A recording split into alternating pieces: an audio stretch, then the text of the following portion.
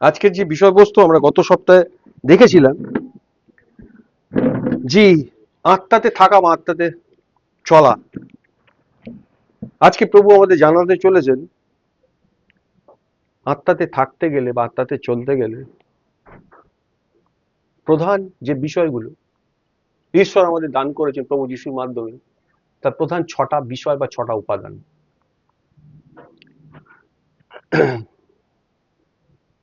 আজকে আমরা যোহনের গসপেল বা সুসমাচার থেকে দেখব, কারণ যোহনের সুসমাচার হচ্ছে দ্য গসপেল অফ লাইফ, জীবনের সুসমাচার। আমরা যোহন 1 অধ্যায় 1 পদে কি পড়েছি? লেখা আছে, আদিতে বাক্য ছিল, বাক্য ঈশ্বরের কাছে বা ঈশ্বরের সঙ্গে ছিল, আর বাক্য ঈশ্বর ছিল। আর যোহন 1 অধ্যায় 4 পদে আমরা দেখেছি তার মধ্যে জীবন ছিল, আর সেই জীবন মনুষ্যগণের জ্যোতি ছিল বা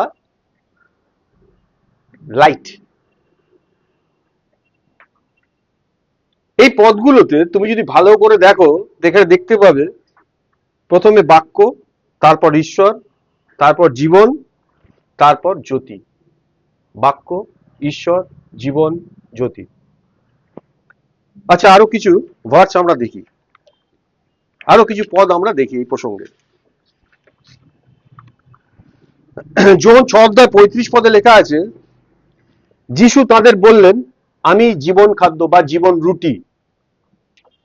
যে আমার কাছে আসে সে কখনো ক্ষুধার্ত হবে না, আর যে আমার প্রতি বিশ্বাস করে সে কখনো তৃষ্ণার্ত হবে না।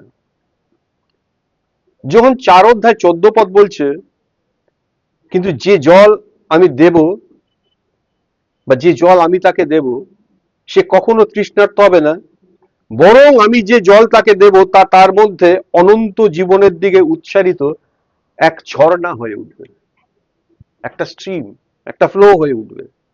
জন 7 অধ্যায় 37 থেকে 39 পদ যদি পড়ি, সেখানে লেখা আছে, উৎসবের শেষ মহান দিনে যিশু দাঁড়িয়ে উচ্চস্বরে বললেন, যদি কেউ তৃষ্ণার্ত হয় সে আমার কাছে আসুক এবং পান করুক।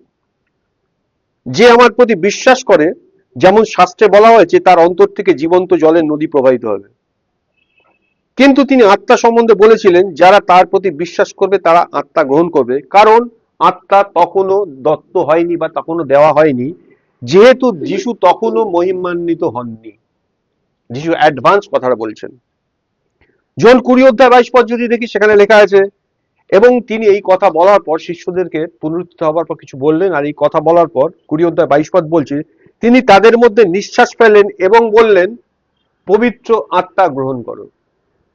কথা, বাক্যের সিগনিফিকেন্স গুলো ভালো করে ধরার চেষ্টা করি। জন 15 অধ্যায় 4 থেকে 5 পদ বলছে, আমার মধ্যে অবস্থান করো এবং আমি তোমাদের মধ্যে। যেমন শাখা দ্রাক্ষালতায় অবস্থান না করলে নিজে ফল ধরতে পারে না, তেমনি তোমরাও আমার মধ্যে অবস্থান না করলে পারবে না। আমি দ্রাক্ষালতা, তোমরা শাখা।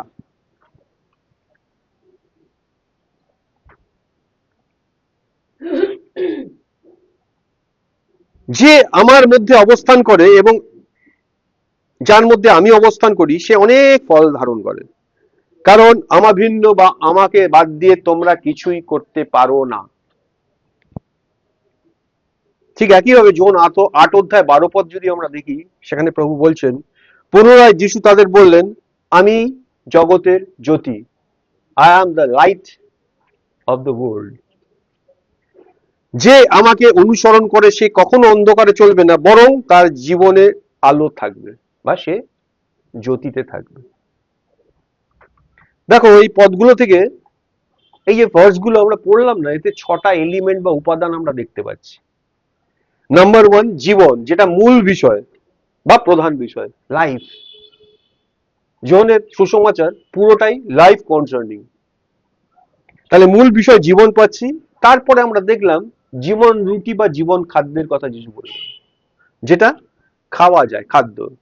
তারপরে জীবন জলের কথা বললেন, যেটা পানীয়, পান করা যায়। তারপর তিনি জীবনের নিঃশ্বাস বা শ্বাস বা বায়ুর কথা বললেন। তিনি ফু দিলেন আর বললেন, ব্রিথ করলেন, বায়ুর কথা বললেন। তারপরে তিনি বললেন জ্যোতি বা আলোর কথা। ফাইনালি তিনি বললেন আমাতে থাকো, তাই না? অর্থাৎ অবস্থান করো। কোথায় থাকা যায়? আমরা কোথায় থাকতে পারি? আমরা প্রত্যেকে কোথাও না কোথাও থাকি তো। কোথায় থাকি? নিজের হোক আর ভাড়াতে, ভাড়া হোক আর পরের হোক, কোথায় থাকি? ঘরে থাকি। তাহলে থাকতে গেলে কি লাগে? একটা বাসস্থান লাগে, তাই না? তাহলে এখানে অবস্থান করার বিষয়, যিশু একটা বাসস্থানের কথা বললেন। এই যে ছটা বিষয়ের কথা যিশু বললেন, ছটা উপাদান, এই ছটা উপাদানই হচ্ছে আত্মায় চলার ক্ষেত্রে বা আত্মায় থাকার ক্ষেত্রে অন্যতম প্রযোজ্য। দেখো, যদি বেঁচে থাকতে হয়, আমরা বেঁচে আছি না মরে গেছি? বলছে বেঁচে আছি। প্রমাণ কি বেঁচে আছি? নিঃশ্বাস নিচ্ছি, হাঁটছি, চলছি, কথা বলছি, খাচ্ছি, প্রমাণ করছে আমরা বেঁচে আছি। আচ্ছা, বেঁচে থাকতে গেলে কি প্রয়োজন? খাবার প্রয়োজন। কোথা থেকে খাওয়া হবে? হ্যাঁ, পৃথিবীর সৃষ্টিটা আমরা দেখি, আদিতে ঈশ্বর আকাশ মন্ডল পৃথিবী নির্মাণ করলেন, পৃথিবী ঘোর ও শূন্য ছিল, ঠিক আছে? হ্যাঁ, কোনো লাইফ ছিল সেখানে? ঈশ্বর বললেন লাইফের শুরু কি দিয়ে হয়? তাহলে বেঁচে থাকতে গেলে আলোর প্রয়োজন। তারপর কি দরকার? ব্রিড, বায়ু, শ্বাস, লাগে না? তাহলে বায়ুটা হচ্ছে অপরিহার্য। একটা মানুষ যদি 3 মিনিট নিঃশ্বাস বন্ধ করে রাখে বা 3 মিনিট শ্বাস না নিতে পারে, মরে যাবে।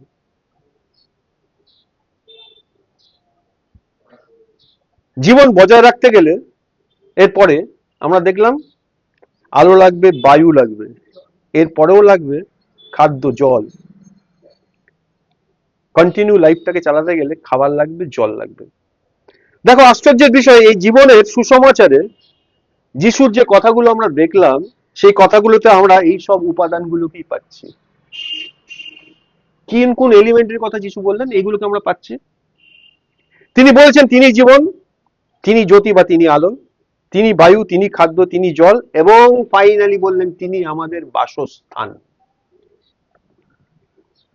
অতএব এই ছটা যে উপাদান, অর্থাৎ জীবন, খাদ্য, জল, বায়ু, আলো এবং বাসস্থান, সবই একমাত্র এই যোহনের সুসমাচারই স্পষ্টভাবে উল্লেখিত হয়েছে। ক্লিয়ারলি জোহন মেনশন করেছেন। অ্যাডিশন উইথ দ্যাট, এর সঙ্গে অতিরিক্ত ভাবে আমরা যদি দেখি, জোহন 10 অধ্যায় যিশু বলেছেন তিনি উত্তম মেষপালক, তিনি চরানীয়, বলেছেন না?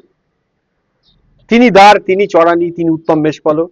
এগুলো সত্যি, কিন্তু জীবন বজায় রাখার ক্ষেত্রে, লাইফটাকে এক্সিস্ট করাতে গেলে এগুলো ততটা মৌলিক নয়, অর্থাৎ অন্যতম অপরিহার্য নয়। কিন্তু কিন্তু কিন্তু যতটা এই 6টা উপাদান অন্যতম অপরিহার্য,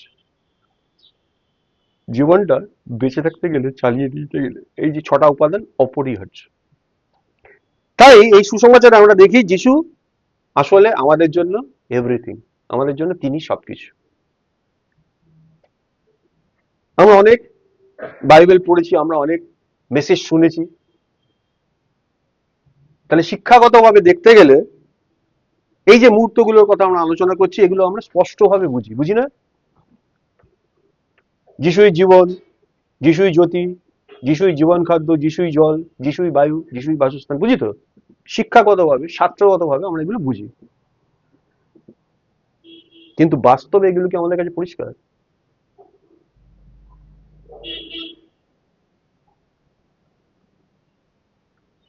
Is all these things are clear to us in reality? বলছে না। আচ্ছা, প্রভু কিভাবে আমাদের জীবন হতে পারেন? How the Lord can be our life? কিভাবে? পড়েছি শাস্ত্রে, অক্ষরে তো আছে, ভাল লাগে পড়তে। আচ্ছা, কিভাবে হতে পারে? কিভাবে যিশু আমাদের খাদ্য হতে পারে?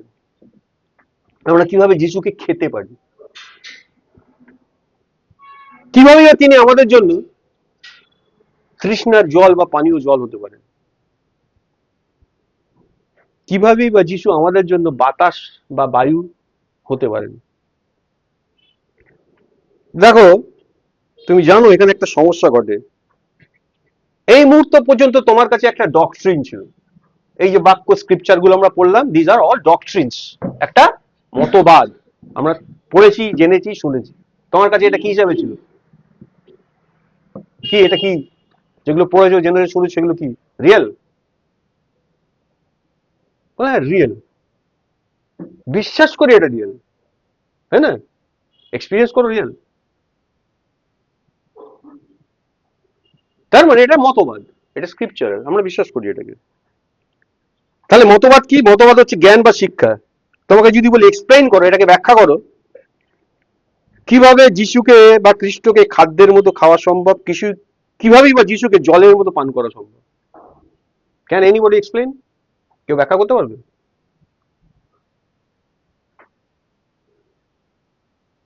কোন উত্তর নেই তো।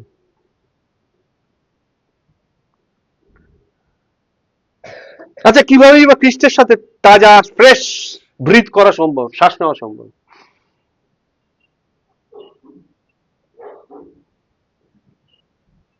নিয়েছো কোনোদিন? বললাম প্রতিদিন শ্বাস নিই, আমি যিশুকে শ্বাস নিয়ে যিশুকে রিসিভ করে নাও, গ্রহণ করে নাও, খেয়ে যিশুকে গ্রহণ করা, পান করে যিশুকে গ্রহণ করা, করেছো কোনোদিন? হ্যাঁ, যিশু এই কথাগুলো বললেন, যোহানের পত্র আমরা পড়লাম, এগুলো সত্যি না? হ্যাঁ, তাহলে এগুলো আমাদের কাছে কি হিসাবে সত্যি? দিস অল আর ডক্ট্রিনস, একটা মতবাদ, একটা শিক্ষা।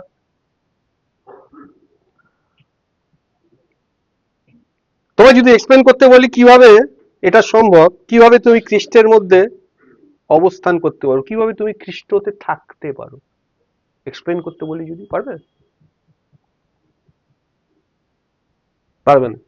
তার কারণ এই যতগুলো কথা বললাম কিভাবে কিভাবে কিভাবে, এগুলো করা যায় কেবলমাত্র স্পিরিটে, আত্মায়। আমরা হ্যাবিচুয়েটেড কিসে? আমরা সব সময় এগুলোতে অভ্যস্ত, আমাদের বাহ্যিক বিষয়ের সঙ্গে রিলেট করি। আমরা আমাদের দেহে, আমাদের মাংসে যে কোনো জিনিসকে আমরা এক্সপিরিয়েন্স করি, খুব বেশি হলে মননে করি। হ্যাঁ, যিশুকে কোনোটাতেই অ্যাক্সেস করা যায় না, না দেহে, না মননে, থটে করা যায় না। কোথায় করা যায়? Only in spirit. আচ্ছা, সুসমাচারে কোথায় এই কথাটা আছে? দেখো, এই সুসমাচারে প্রভু যিশু শুধু বলেননি যে আমাদের জন্য, তিনি আমাদের জন্য আসলে কি শুধু এইটুকু বলে তিনি থেমে যাননি, বরঞ্চ তিনি আমাদের একটা পথও দেখিয়েছেন যে কিভাবে আমরা তাকে গ্রহণ করতে পারি। তিনি আমাদের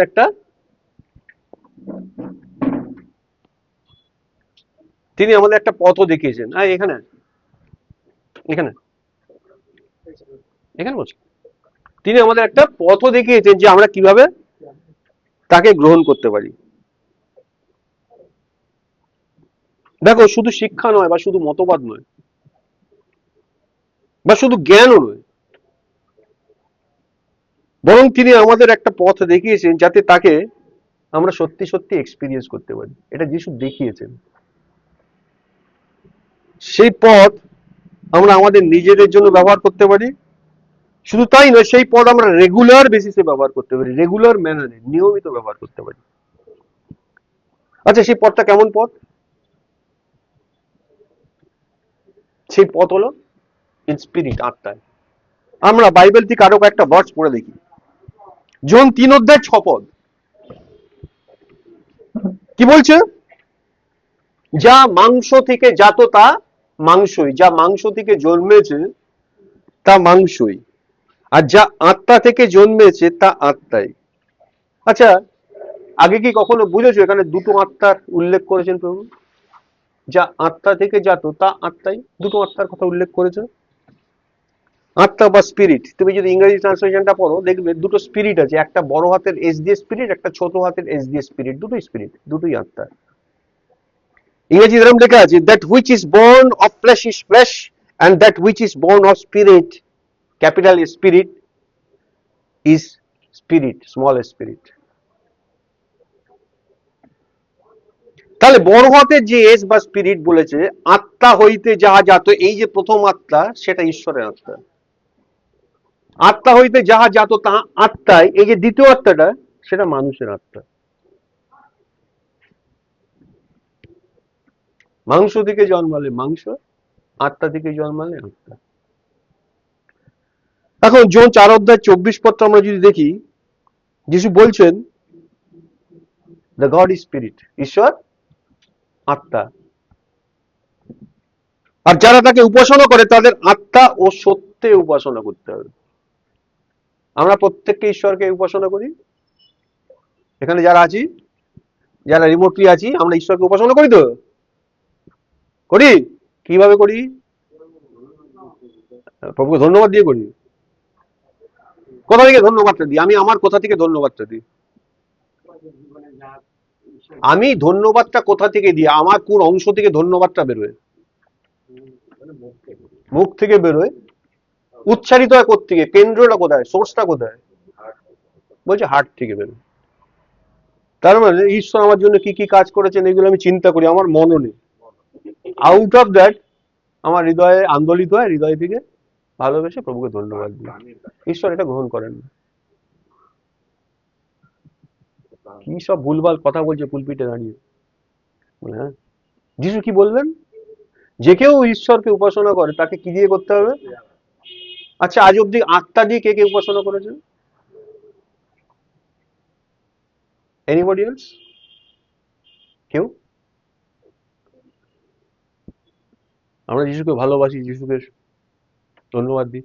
ঠিক যেভাবে তুমি তোমার স্ত্রীকে ভালোবাসো, বা স্ত্রী স্বামীকে ভালোবাসে, বা ছেলে বাবাকে ভালোবাসে, বা বাবা মেয়েকে ভালোবাসে। ভালোবাসে না? কি দিয়ে ভালোবাসে? মন দিয়ে, প্রাণ দিয়ে ভালোবাসে। আমরা ঈশ্বরকে মন দিয়ে, প্রাণ দিয়ে ভালোবাসি। কারণ মাংস হইতে যাহা জাত মাংস, আমরা এটাই তো শিখে এসেছি, এটাই তো জানি, এটাই তো ধারণা।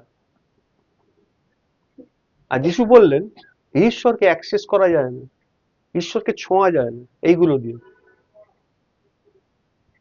আমরা এতদিন এটাই করে এসেছি। তাহলে কি দেখছি আমরা এখানে? জন 4:24 ঈশ্বর আত্মা, এই স্পিরিটটা, এসটা ক্যাপিটাল, এবং যারা তাকে উপাসনা করে তাদের আত্মায়, ছোট এস স্পিরিট, তার উপাসনা করতে হবে। এর মানে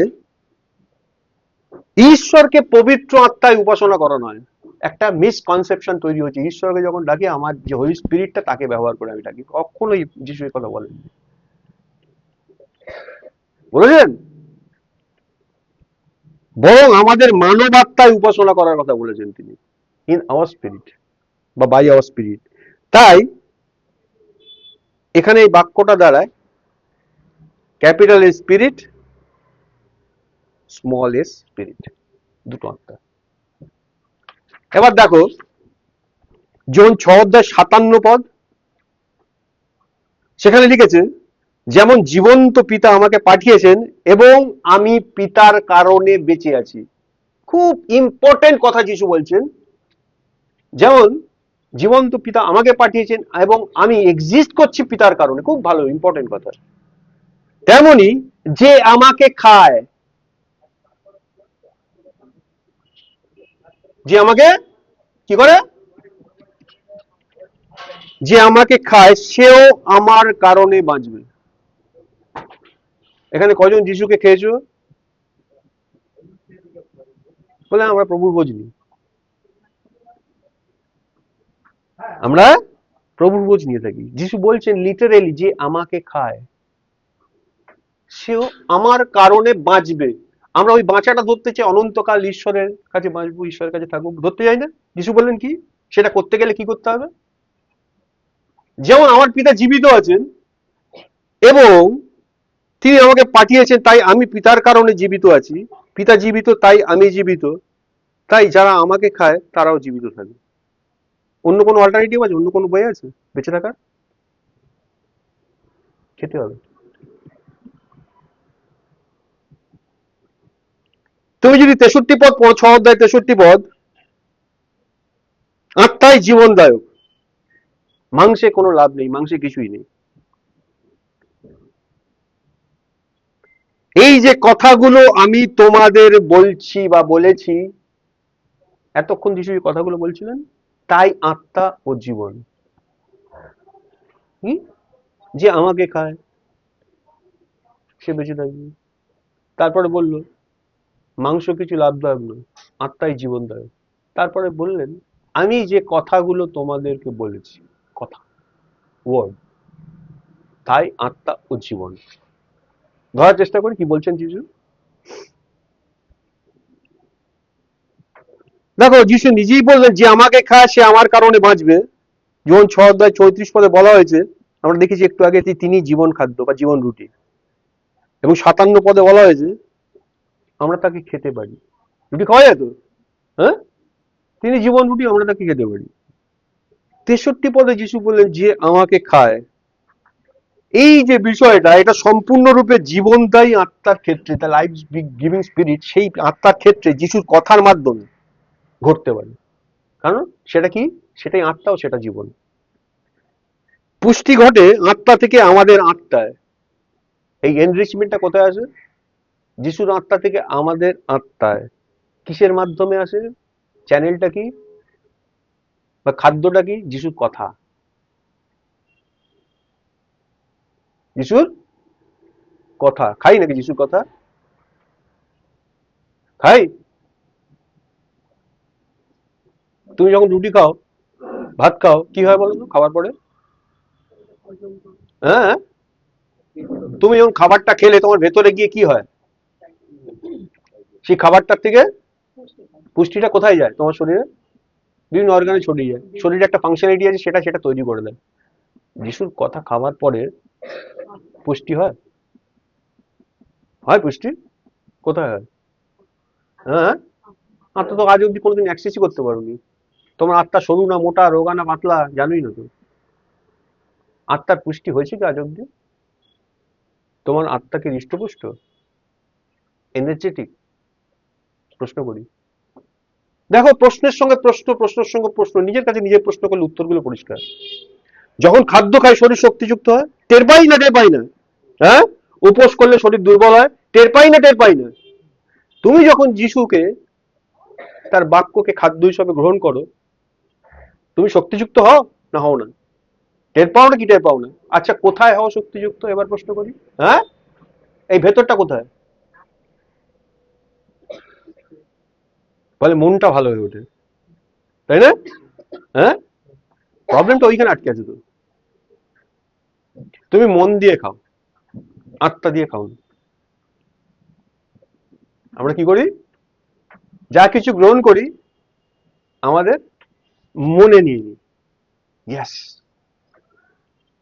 মিষ্টির দোকানের পাশ দিয়ে যাচ্ছ, ব্লাড সুগার বেড়ে গেছে, ডাক্তার বারণ করেছে, আর খুব ভালো একটা মিষ্টি ওখানে পাওয়া যাচ্ছে। যেতে যেতে দেখছো কাঁচ দিয়ে ঢাকা যাচ্ছে ওই মিষ্টিটা। মনটা ভালো হয় না? হ্যাঁ, দেখে দেখে ভালো লাগে তো মনটা। যারা খুব খাওয়া দাওয়া করতে ভালোবাসে, নেমন্তন্ন বাড়ির পাশ দিয়ে যাচ্ছে, একটা বিয়ে বাড়ির পাশ দিয়ে ফিশ ফ্রাই গন্ধ আসছে, মনটা ভালো হয় না হয় না? কি হলো? মনটা ভালো হয় না? বলে কষ্ট হয়। ধরো ওই বাড়িতে তুমি নিমন্ত্রিত হয়ে গেছো, এবার ঢুকছো তুমি, মনটা ভালো হয়? ঢুকতে ঢুকতে মনটা ভালো হয়ে যায়। এটা পুরো মনের ব্যাপার, কিন্তু তখন ফিশ ফ্রাই মুখে পড়েনি। এই ঘটনাটাই আমাদের সঙ্গে ইন রিয়েলিটিতে ঘটে। এই যে সমস্ত উপাদান, জীবন, আলো, খাদ্য, জল, বাতাস এবং বাসস্থান, সবই আত্মার ক্ষেত্রে যুক্ত।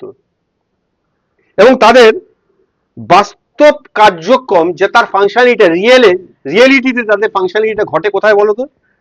জীবনদায়ী আত্মা থেকে আমাদের আত্মায়। যা কিছু ঘটে ওইখানে ঘটে।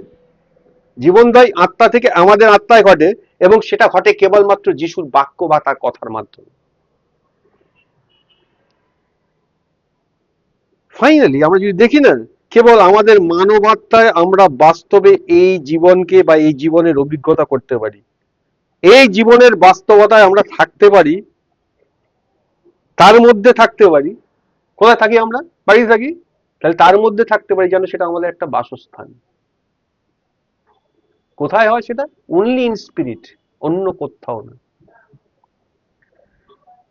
যদি আমাদের মন, এইবার আবার ফিরে আসছি, পৌল কি শেখাচ্ছেন আমাদেরকে, যদি আমাদের মন আত্মার দিকে পরিচালিত না হয়,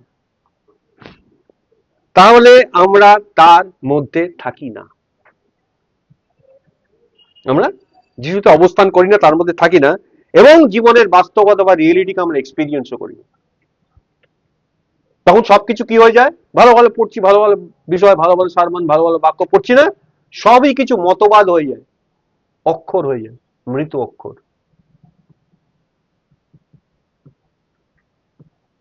ইংরেজি সিনেমা দেখবে, হরর সিনেমা, ভূতের সিনেমা, ইংরেজি ছবি যদি দেখো না, ভূত তাড়া করেছে আর পাদ্রী একটা ক্রুশ নিয়ে কাঁপতে কাঁপতে ক্রুশটা নিয়ে যাচ্ছে,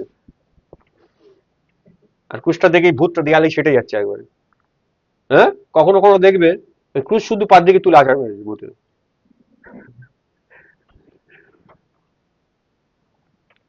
তার রিয়েলিটি কি, বাস্তবতা কোথায়? যিশু কোথায় আছেন? যিশু কোথায় পুষ্টি দেন? যিশু কোনটাকে এনরিচ করেন, কোনটাকে বৃদ্ধি করেন? যিশুকে স্পর্শ করা যায় কি দিয়ে? Everything in spirit. তিনি যেটা নতুন সৃষ্টি করেছেন, তিনি কেবলমাত্র সেটাতেই অ্যাক্সেস দেন, বা সেটার সাহায্যে অ্যাক্সেস করা যায় যেগুলো রূপান্তরিত হয়নি। আমাদের মন রূপান্তরের পর্যায়ে আছে, আমরা আগের দিন দেখছিলাম, রূপান্তরিত হয়নি, ওটা দিয়ে অ্যাক্সেস করা যায় না, ওটার মধ্যে ফিলদিনেস আছে। দেহ একদমই করা যায় না, কোনোদিনও যাবে না যিশুর দ্বিতীয় আগমন না হওয়া অব্দি, যখন যিশু এই দেহকে পুনরুদ্ধার করবেন, ট্রান্সফর্ম করে দেবেন। তার আগে অব্দি এই দেহ দিয়ে কোনোদিন ঈশ্বরকে, যিশুকে অ্যাক্সেস করা যাবে। ও ঈশ্বরের কথা শুনে গায়ে কাঁটা দিল, আসলে ওটা ভূতে ধরেছিল। এই দেহ দিয়ে অ্যাক্সেস করা যাবে, বলে দিয়েছে, বাক্য বলে দিয়েছে, যিশু বলে দিয়েছে তো। এইবার এই যে আত্মা বা স্পিরিটের কথা আমরা বলছি, তার একটা লাইন আছে। আমরা যদি বাইবেলটা, আমি যদি স্ক্রিপচার, আমি যদি ঈশ্বরের বাক্যটা ভালো করে ফলো করি, একটা লাইন দেখতে পাবো। এই লাইনটাকে আমাদের ধরতে হবে। জন 14 অধ্যায় 16 থেকে 20 পদটাকে পড়ি আমরা। যিশু বলছেন, আমি পিতার কাছে প্রার্থনা করব, I will pray to my father, আর তিনি তোমাদের আরেকজন সহায়ক বা সহায়কে দেবেন, যাতে তিনি চিরকাল তোমাদের সঙ্গে থাকেন। তিনি সত্যের আত্মা, জগৎ তাহাকে গ্রহণ করতে পারে না। দেখো, একদিন আমরা তো জগতে ছিলাম, তারপর তিনি ডেকে এনেছেন, ডেকে এনে বলছেন এই ঘটনাটা, যাদেরকে তিনি মনোনীত করলেন পূর্বে, তাদেরকে ডাকলেন, যাদেরকে ডাকলেন তাদের তিনি ধার্মিক গণিত করলেন, যাদেরকে ধার্মিক গণিত করলেন। দেখা আছে না সব টুকটাক? এবার দেখো, পিতাকে বলবো, আরেক সহায় দেবেন, তিনি সত্যের আত্মা, জগৎ তাহাকে গ্রহণ করতে পারবে না। তার মানে যা কিছু জাগতিক, সেটা দিয়ে তাকে অ্যাক্সেস করা যায় না। ক্লিয়ার করে দিচ্ছে এখানে প্রভু, জগৎ তাহাকে গ্রহণ করতে পারে না, কারণ তারা তাকে দেখে না এবং জানে না। তার মানে জগৎ বা জাগতিক মেটেরিয়াল, যেটা দিয়ে আমরা জগৎকে অ্যাক্সেস করি, অর্থাৎ আমাদের দেহ এবং মন, এই দুটোর কোনটা দিয়ে ঈশ্বরকে অ্যাক্সেস করা যায় না। বলছেন জগৎ তাকে দেখেনি, তাকে জানেও না, কিন্তু তোমরা জানো। আচ্ছা, কেন হঠাৎ তোমরা হয়ে গেল কেন? Because of you're a new spirit. তোমরা পুনর্জাত হয়েছো, তোমাদেরকে একটা নতুন আত্মা দান করা হয়েছে, তাই তোমরা জীবন্ত, আর ওইটা দিয়ে অ্যাক্সেস করা যায়। তোমরা তাকে জানো কারণ তিনি তোমাদের সঙ্গে থাকেন এবং এবং তোমাদের মধ্যে থাকবেন। সঙ্গে থাকেন, মধ্যে থাকবেন, ভালো করে শোনো। তিনি তোমাদের সঙ্গে থাকেন, তিনি তোমাদের মধ্যে থাকবেন। তারপর যিশু বললেন, আমি তোমাদের অনাথ রেখে যাব না। You should not be no more orphans. আর তোমরা অনাথ থাকবে না, আমি তোমাদের কাছে আসছি, আর অল্প সময়ের মধ্যে জগৎ আমাকে আর দেখতে পাবে না। খুব ভালো করে শুনি, যখন যিশু কথাগুলো বলছেন, লিটারেলি তিনি পৃথিবীতে দাঁড়িয়ে কথাগুলো বলছেন। তিনি মানব যিশু, তিনি ঈশ্বর পুত্র, মানব যিশু, মানব দেহ, মানব অবতার রূপ ধারণ করে তিনি পৃথিবীতে এসেছেন। তার রক্ত মাংস আছে, সবকিছু আছে মানুষের মতো, তার দুঃখ কষ্ট শোক ব্যথা সব আছে, আছে না? তিনি বলছেন আর কিছুদিন গেলে জগৎ আর আমাকে দেখতে পাবে না। জগৎ মানে যারা এই এই ডোমেনে, এই এই বিষয় দিয়ে অ্যাক্সেস করে, তারা আর দেখতে পাবে না। ভালো করে শুনি কথাটা, খুব ইম্পর্টেন্ট কথা। কিন্তু তোমরা আমাকে দেখবে। আচ্ছা, কারণ আমি জীবিত আছি, তাই তোমরাও জীবিত থাকবে। তাহলে এমন একটা কি জিনিস যেটা জগৎ দেখতে পায় না, তোমরা, এখানে তোমরা যদি আমরা হই, আমরা তাকে অ্যাক্সেস করতে পারি, আমরা তাকে দেখতে পারি, কারণ তিনি জীবিত আছে, আমরাও তাই জীবিত থাকবো। সেই দিনে তোমরা জানবে যে আমি আমার পিতার মধ্যে আছি আর তোমরা আমার মধ্যে আর আমি তোমাদের মধ্যে। আচ্ছা, সেদিন কারা জানবে এটা? জগৎ জানতে পারবে, তাই তো? হ্যাঁ, সেদিন তোমরা জানতে পারবে। তাহলে যখন এটা ঘটবে তখন তোমরা জানতে পারবে আমি পিতাতে আছি, তোমরা আমাতে আছো, আমি তোমাদের মধ্যে আছি। আচ্ছা, কজন জানতে পেরেছো এটা?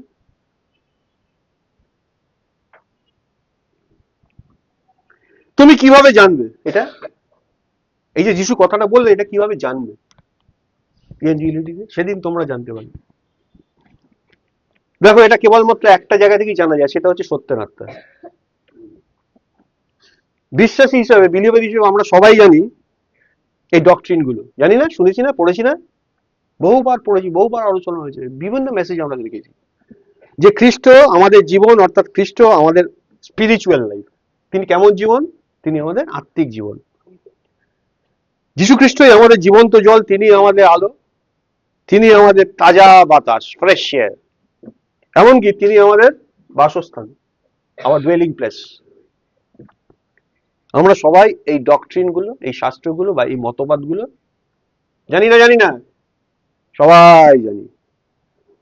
কিন্তু এই সবকিছুর রিয়েলিটিটা কোথায়? এই সবকিছুর বাস্তবতাটা কোথায় বলো? অনলি ইন স্পিরিট, শুধুমাত্র আত্মায়।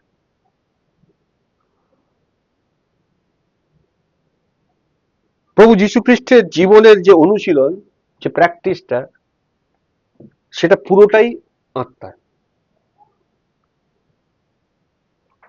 যদি তুমি সুসমাচারটাকে খুব মন দিয়ে পড়ো না, তুমি বুঝবে প্রভু যীশু নিজেই সবকিছু সম্পূর্ণ করার পর, যেমন সমস্ত এই যে কাজগুলো তিনি পরপর পরপর করলেন, তিনি কি কি কাজ করেছেন তুমি জানো? তিনি মুক্তি সম্পন্ন করেছেন, পিতার ইচ্ছা অনুযায়ী তিনি এসেছিলেন। তিনি ক্রুশে একটা কাজ করেছেন, সমস্ত মানুষের পাপের জন্য তিনি বলি হয়েছেন। ফাইনালি তিনি মৃত্যুকে অতিক্রম করেছেন এবং পুনরুত্থানে প্রবেশ করেছেন, রেজারেক্টেড। এটা তো আমরা জানি। এরপরে তিনি জীবনদায়ী আত্মা হয়ে উঠলেন, আর তিনি আসলে কি হয়ে গেলেন? তার মানে আত্মা হয়ে গেলেন। এই যে আত্মার লাইনটার কথা বলছিলাম, ভালো করে এবার দেখি কি কি ঘটলো। আত্মা কিভাবে এই জায়গায় পর্যবাসিত হলেন বা এইভাবে পরিবর্তিত হলেন। দেখো, সুসমাচার বা গসপেল থেকে এই যে লাইনটার কথা আমরা যদি দেখি না, দিস লাইন অফ স্পিরিট, আত্মার রেখাটা, জন 1 অধ্যায় 1 থেকে 2 পদ আবার মনে করি। জন 1 অধ্যায় 1 থেকে 2 পদ আমরা শুরু করেছিলাম যে আদিতে বাক্য ছিল, অর্থাৎ খ্রিস্ট শুরুতে, অনন্তকালে, অতীতে তিনি কি ছিলেন? তিনি বাক্য ছিলেন, যে বাক্য ঈশ্বরের কাছে ছিল, অর্থাৎ বাক্য ঈশ্বর ছিল, যিনি স্বয়ং ঈশ্বর ছিলেন। বলছে কথাটা? তারপরে তিনি মানুষের অবতার ধারণ করলেন, মানুষের রূপান্তরিত হলেন, তিনি মাংস হলেন। জন 1 অধ্যায় 14 পদে যদি আমরা দেখি, যাতে ক্রুশে এই যে মাংসের যে পতিত অবস্থা, তার মুক্তিকে সম্পন্ন করতে পারেন। ফাইনালি তিনি মৃত্যুকে, সেই মুক্তিকে সম্পন্ন করলেন, আর এই মৃত্যুর মধ্যে দিয়ে গিয়ে পুনরুত্থানে প্রবেশ করে গেলেন। তাহলে আদিতে স্টেপ গুলো দেখি, লাইনটা যদি ভালো করে দেখি, আদিতে আত্মা, আদিতে বাক্য ছিল, বাক্য ঈশ্বরের কাছে ছিল, বাক্য ঈশ্বর ছিল। ইন দ্য বিগিনিং এর কথা এটা বলছে। তারপর সে বাক্য মাংসে মূর্তিমান হলেন, দেখতে পাচ্ছি। তারপর তিনি মৃত্যুর মধ্যে দিয়ে গেলেন, তারপর তিনি পুনরুত্থিত হলেন, তারপর তিনি জীবনদায়ী আত্মা হলেন। শুরু থেকে লাইনটা টানিয়ে, তাহলে যে যে কাজগুলো করার কথা ছিল সেগুলো সম্পন্ন করার পরে তিনি কি হয়ে গেলেন? জীবনদায়ী আত্মা হয়ে গেলেন, তিনি আত্মা হয়ে গেলেন, হি বিকাম স্পিরিট। তাই তার পুনরুত্তরের পর তিনি শিষ্যদের কাছে ফিরে এলেন। এই যে যিশু লিটারেলি আফটার রেজারেকশন শিষ্যদের দেখা দিলেন, ফিরে দিলেন, ওই যিশু কিন্তু মানুষ যিশু না। আবার যিশু বলছেন, ভয় পড়, আমি অপচ্ছয় বা আত্মা নেই। ভালো করে বোঝো বিষয়টা। তিনি যে আত্মায় উঠলেন, সেই আত্মাটা ইজ নট নর্মাল স্পিরিট, তিনি এক জীবনদায়ী আত্মা। তিনি আত্মা হয়ে উঠলেন,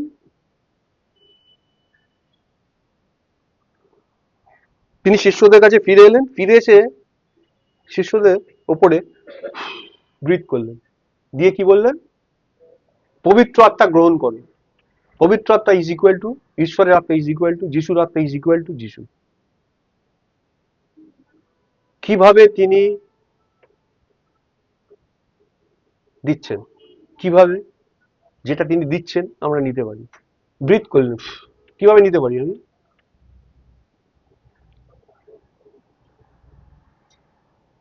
যিশু শ্বাস ফেললেন, শিষ্যদের ফু দিলেন, ব্রিথ করলেন, দিয়ে বললেন পবিত্র আত্মা গ্রহণ করো। কিভাবে নেবে তুমি এটাকে? বলছি তুমি শ্বাসের মধ্যে দিয়ে ওটাকে টেনে নিতে পারো। আচ্ছা, আর এখানেই দেখো যোহানের গসপেলটা শেষ হয়ে যাচ্ছে, আসলে শেষ হচ্ছে না, কারণ এখানেই সব। সেই ঘটনার পর আর কোথাও খুঁজে পাওয়া যায় না। তুমি যদি যোহানের গসপেলটা ভালো করে পড়ো, এই যে ঘটনা ঘটলো এরপরে যিশুকে আর কোথাও খুঁজে পাওয়া গেল না। যোহানের গসপেলটা দেখবে, আর এরপরে আর যিশুর কথা কিছু বলা হচ্ছে না। তিনি কোথায় ছিলেন? তুমি কি বলতে পারো নিজের শিষ্যদের উপর এই শ্বাস দেওয়ার পর তিনি কোথায় গেলেন, তিনি কোথায় ছিলেন? কোথায়? যোহন কি বলছে এই বিষয়ে? আসলে তিনি শিষ্যদের মধ্যে ঢুকে গেলেন, তিনি শিষ্যদের মধ্যে প্রবেশ করে গেলেন।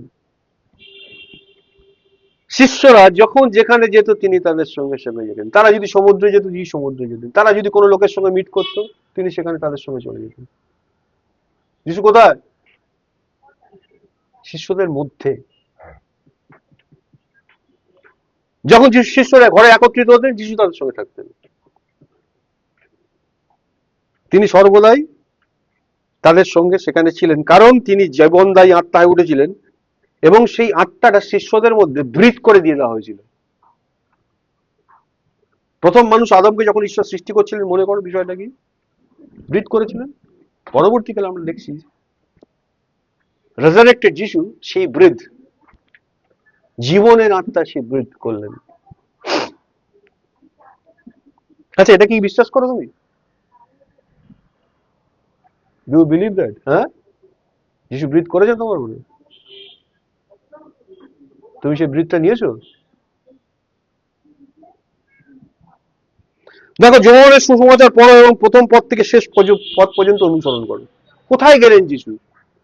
আত্মার এই লাইনটাকে খোঁজো।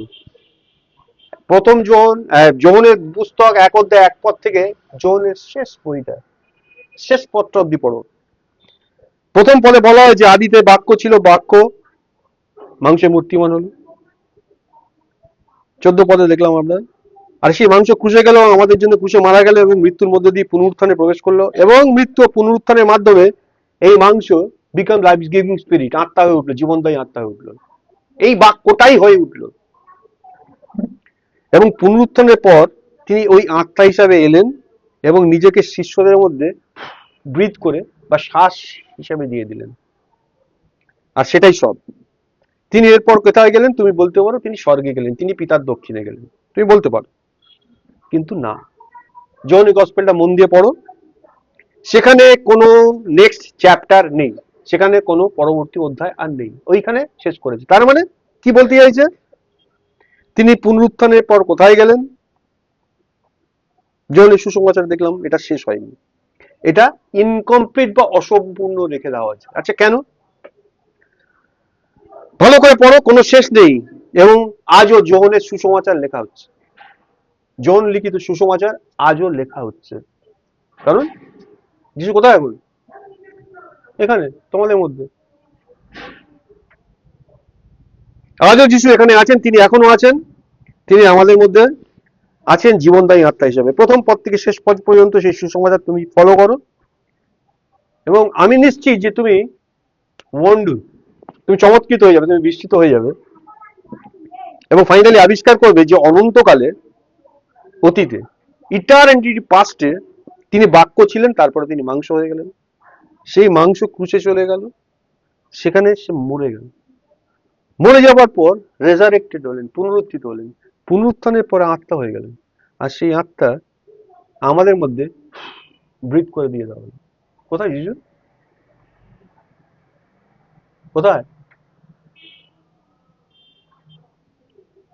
এই সুসমাচারটা যদি পড়লাম একটা লাইন, এখানে আরেকটা লাইন রয়েছে, আরেকটা আত্মার লাইন, আরেকটা স্পিরিট, সেটা হলো ছোট হাতের স্পিরিটের একটা লাইন আছে, ভালো করে লক্ষ্য করুন। জন 3 অধ্যায় 6 পদ থেকে শুরু হয়েছে, যা আত্মা হইতে জাত তা আত্মায়। ওই যে স্পিরিটটার কথা বললো, ক্যাপিটাল এস থেকে স্মল এস, ওই স্পিরিটটা, ওর জার্নিটা দেখি, ওর লাইনটা দেখি। এটা হচ্ছে এই লাইনটার বিগিনিং পয়েন্ট, যা আত্মা হইতে জাত তা ওই স্পিরিট, ওটা হচ্ছে বিগিনিং পয়েন্ট, সূচনা। তারপর জন 4 অধ্যায় 24 বলা হয়েছে ঈশ্বর আত্মা, এবং তোমাকে বুঝতে হবে যে ঈশ্বরের মধ্যে যীশু খ্রিস্ট ইনক্লুডেড। গড ইজ স্পিরিট, আর সেই স্পিরিটের মধ্যে যীশু ইনক্লুডেড আছে, যীশু তার মধ্যে অন্তর্ভুক্ত আছেন। কিভাবে এটা বুঝবো? আদিতে বাক্য ছিল, বাক্য ঈশ্বরের কাছে ছিল, বাক্য ঈশ্বর ছিল। তার মানে বোঝা যাচ্ছে Jesus Christ is included in God, আর গড ইজ স্পিরিট। ক্লিয়ার? ঈশ্বর আত্মা, এবং তুমি যদি তাকে উপাসনা করতে চাও তাহলে তোমাকে স্পিরিটে ওয়ার্শিপ করতে হবে। তুমি যদি ঈশ্বরকে উপাসনা করতে চাও, কি দিয়ে করতে হবে? স্পিরিট। আমরা কি দিয়ে ঈশ্বর উপাসনা করি? মন দিয়ে। ধরতে পারছো বিষয়টা? এবারে পরিষ্কার হচ্ছে?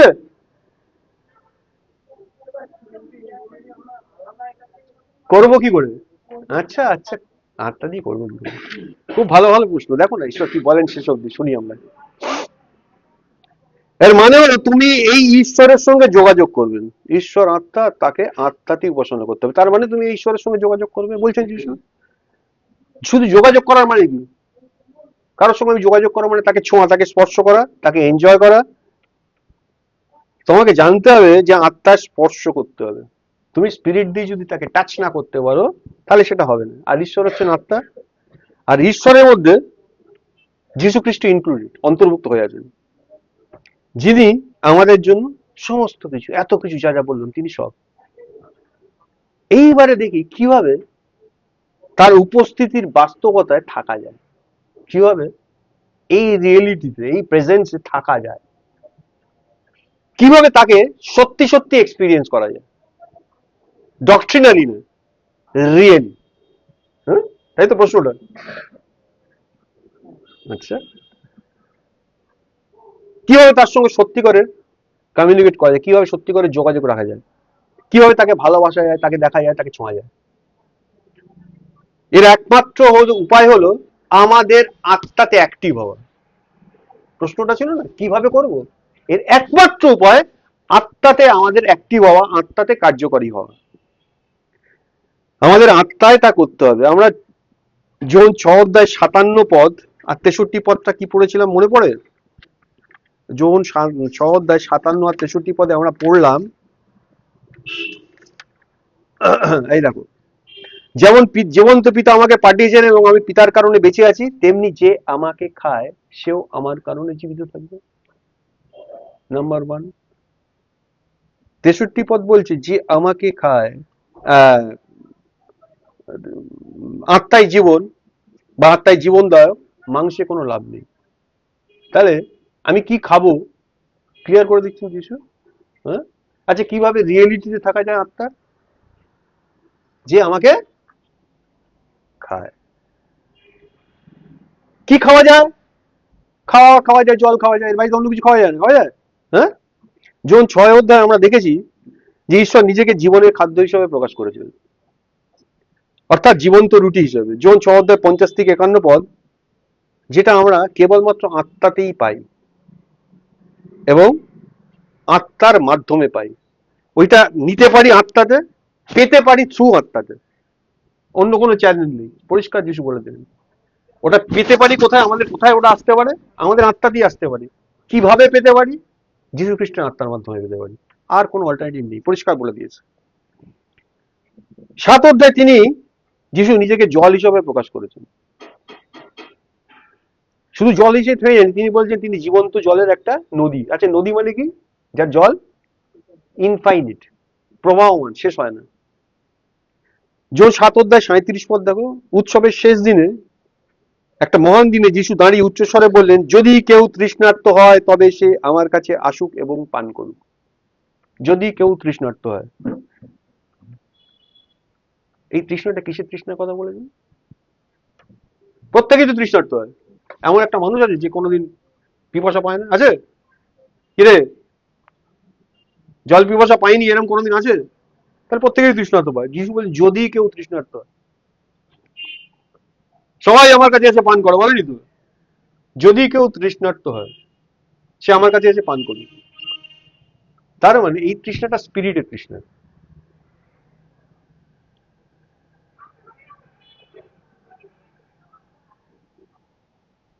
প্রশ্নের উত্তর পাচ্ছ?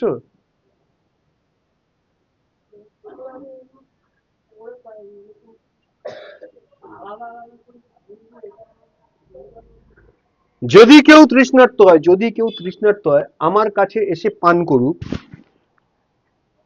7 অধ্যায় 38 পদ, তার পরের পত্রে বলছে যে আমার প্রতি বিশ্বাস করে।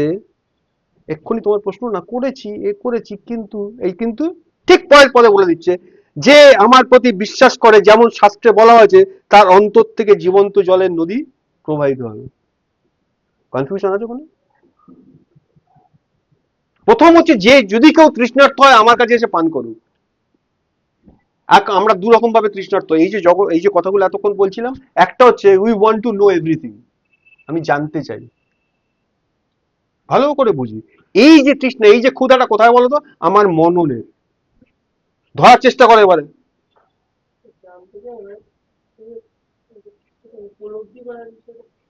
তার মানে আমি মন দিয়ে এটাকে অ্যাক্সেস পেতে চাইছি, আমি আমার মন দিয়ে জানতে চাইছি, আমি ডিজার্নমেন্টে আসতে চাইছি।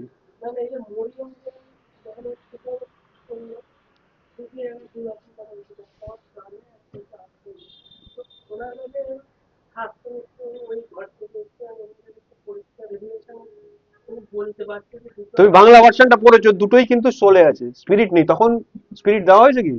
ভালো করে বুঝি, খুব সিম্পল। তার মানে একজন মানুষ ধার্মিকতায় জীবনযাপন করে ঈশ্বরকে প্রচন্ড ভালোবাসে, আর ঈশ্বরের একটা রেভেলেশন তার কাছে প্রকাশ হয়েছে। প্রকাশ হওয়ার পর যেহেতু সে সবটা দিয়ে ঈশ্বরকে ভালোবাসে, তার উল্লাস প্রকাশ করেছে। That's different issue. এখানে ক্লিয়ারলি বলছে এটা কেবলমাত্র স্পিরিটেই সম্ভব। পরিষ্কার বললেন 7 অধ্যায় 37 পদে, যে কেউ তৃষ্ণার্ত হয় আমার কাছে এসে পান করুক, তার জীবন থেকে জলের নদী প্রবাহিত হবে, জীবন্ত জলের নদী প্রবাহিত হবে, সে পান করুক। 7 অধ্যায় 38 পদে বলছে যে আমার প্রতি বিশ্বাস করে তার প্রতি এমন ঘটবে। তার মানে শুধু তৃষ্ণার্ত হয়ে যদি আমি আসি, ইট উইল নট হ্যাপেন।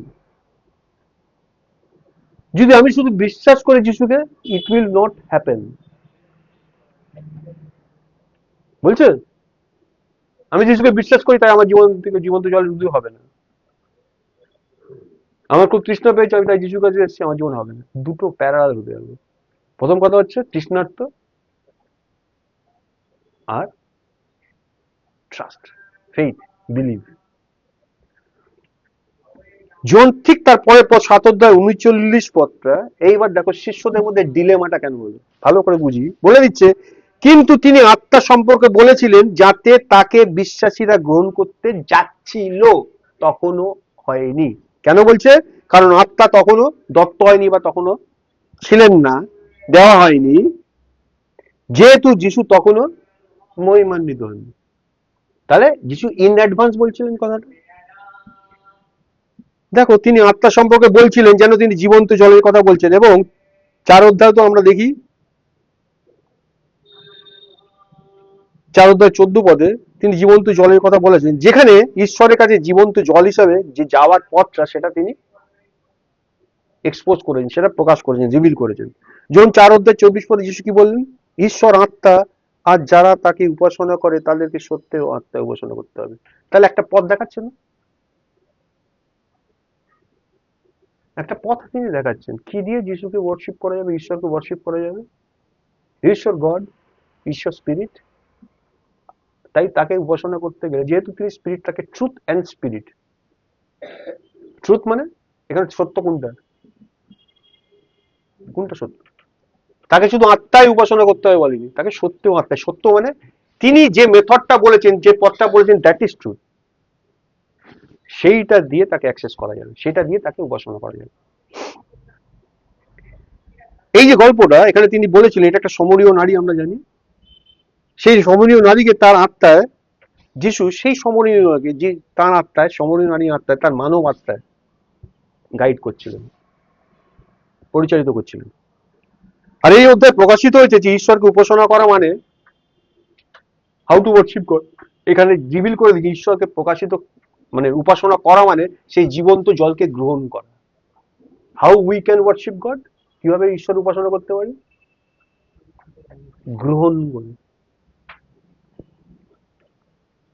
আমরা ভাবি উপাসনা করা মানে কিছু দেওয়া, এখানে যিশু কি দেখাচ্ছেন? উপাসনা করা মানে কিছু নেওয়া। বলছে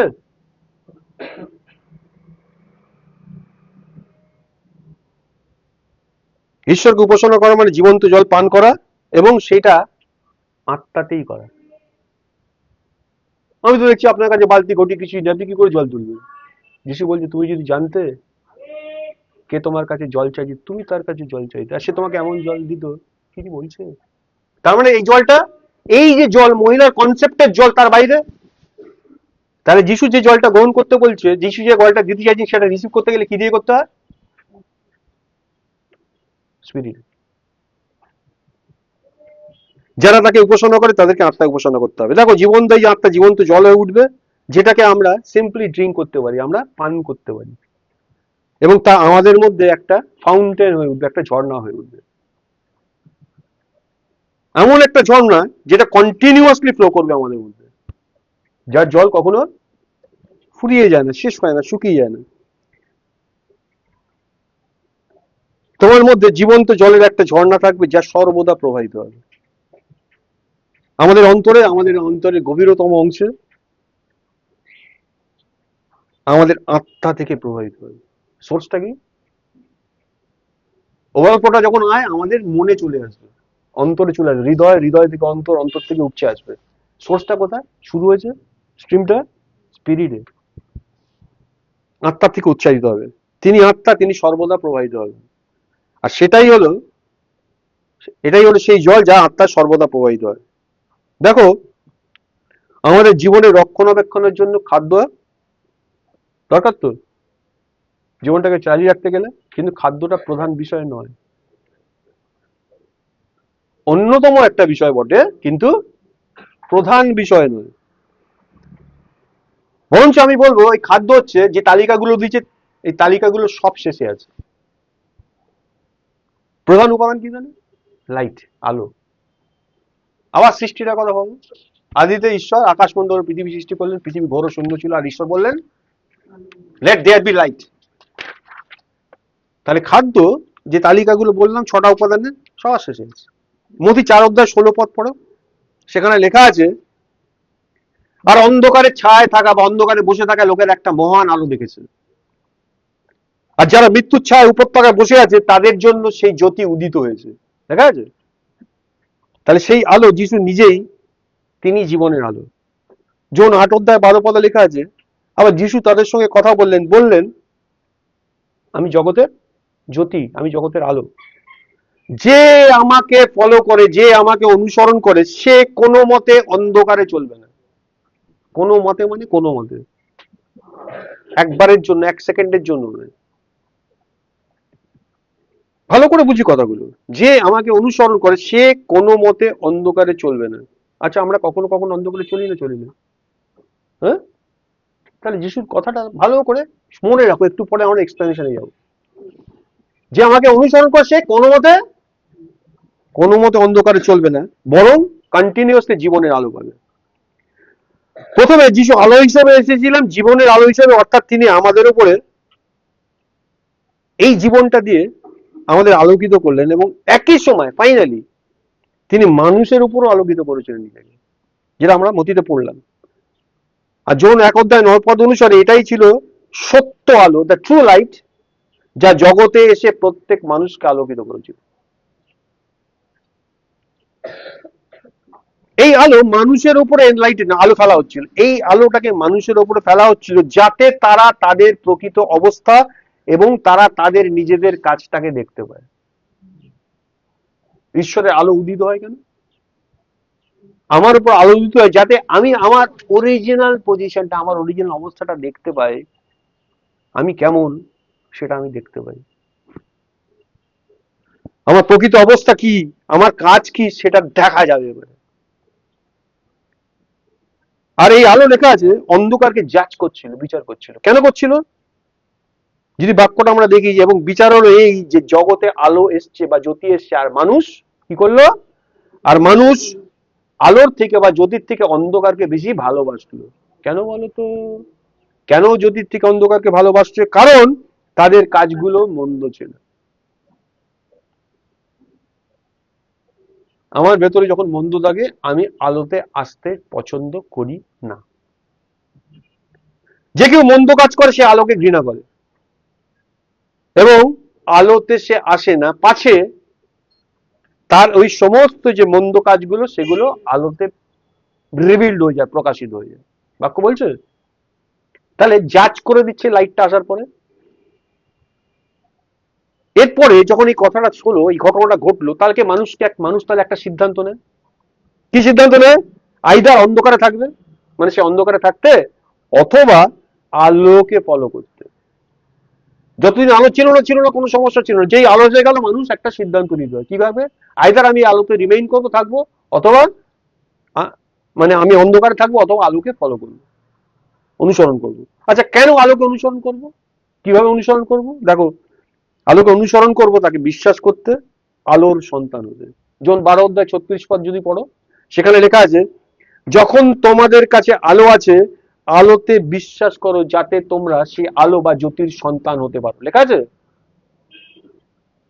যখন তোমাদের কাছে আলো আছে। এই কনটেক্সটে যখন পড়েছিলাম, আগে যখন পড়তাম বুঝতাম যিশু যখন পৃথিবীতে ছিলেন সেই সময়কার কথা বলেছে। এতক্ষণ বাক্যগুলো, ঈশ্বরের বাক্যগুলো আমাদের কাছে প্রকাশ হওয়ার পর কি বললেন? যিশু যখন কোথায় আছে? যতক্ষণ তোমাদের কাছে আলো আছে। আছে আমাদের কাছে আলো? এই কথা অনুযায়ী আমাদের কাছে আলো আছে তো এখন।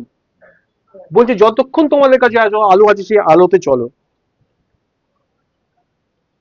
যাতে আলোর সন্তান হতে পারে। তার মানে কারা আলোর সন্তান হতে পারে? যারা চলে।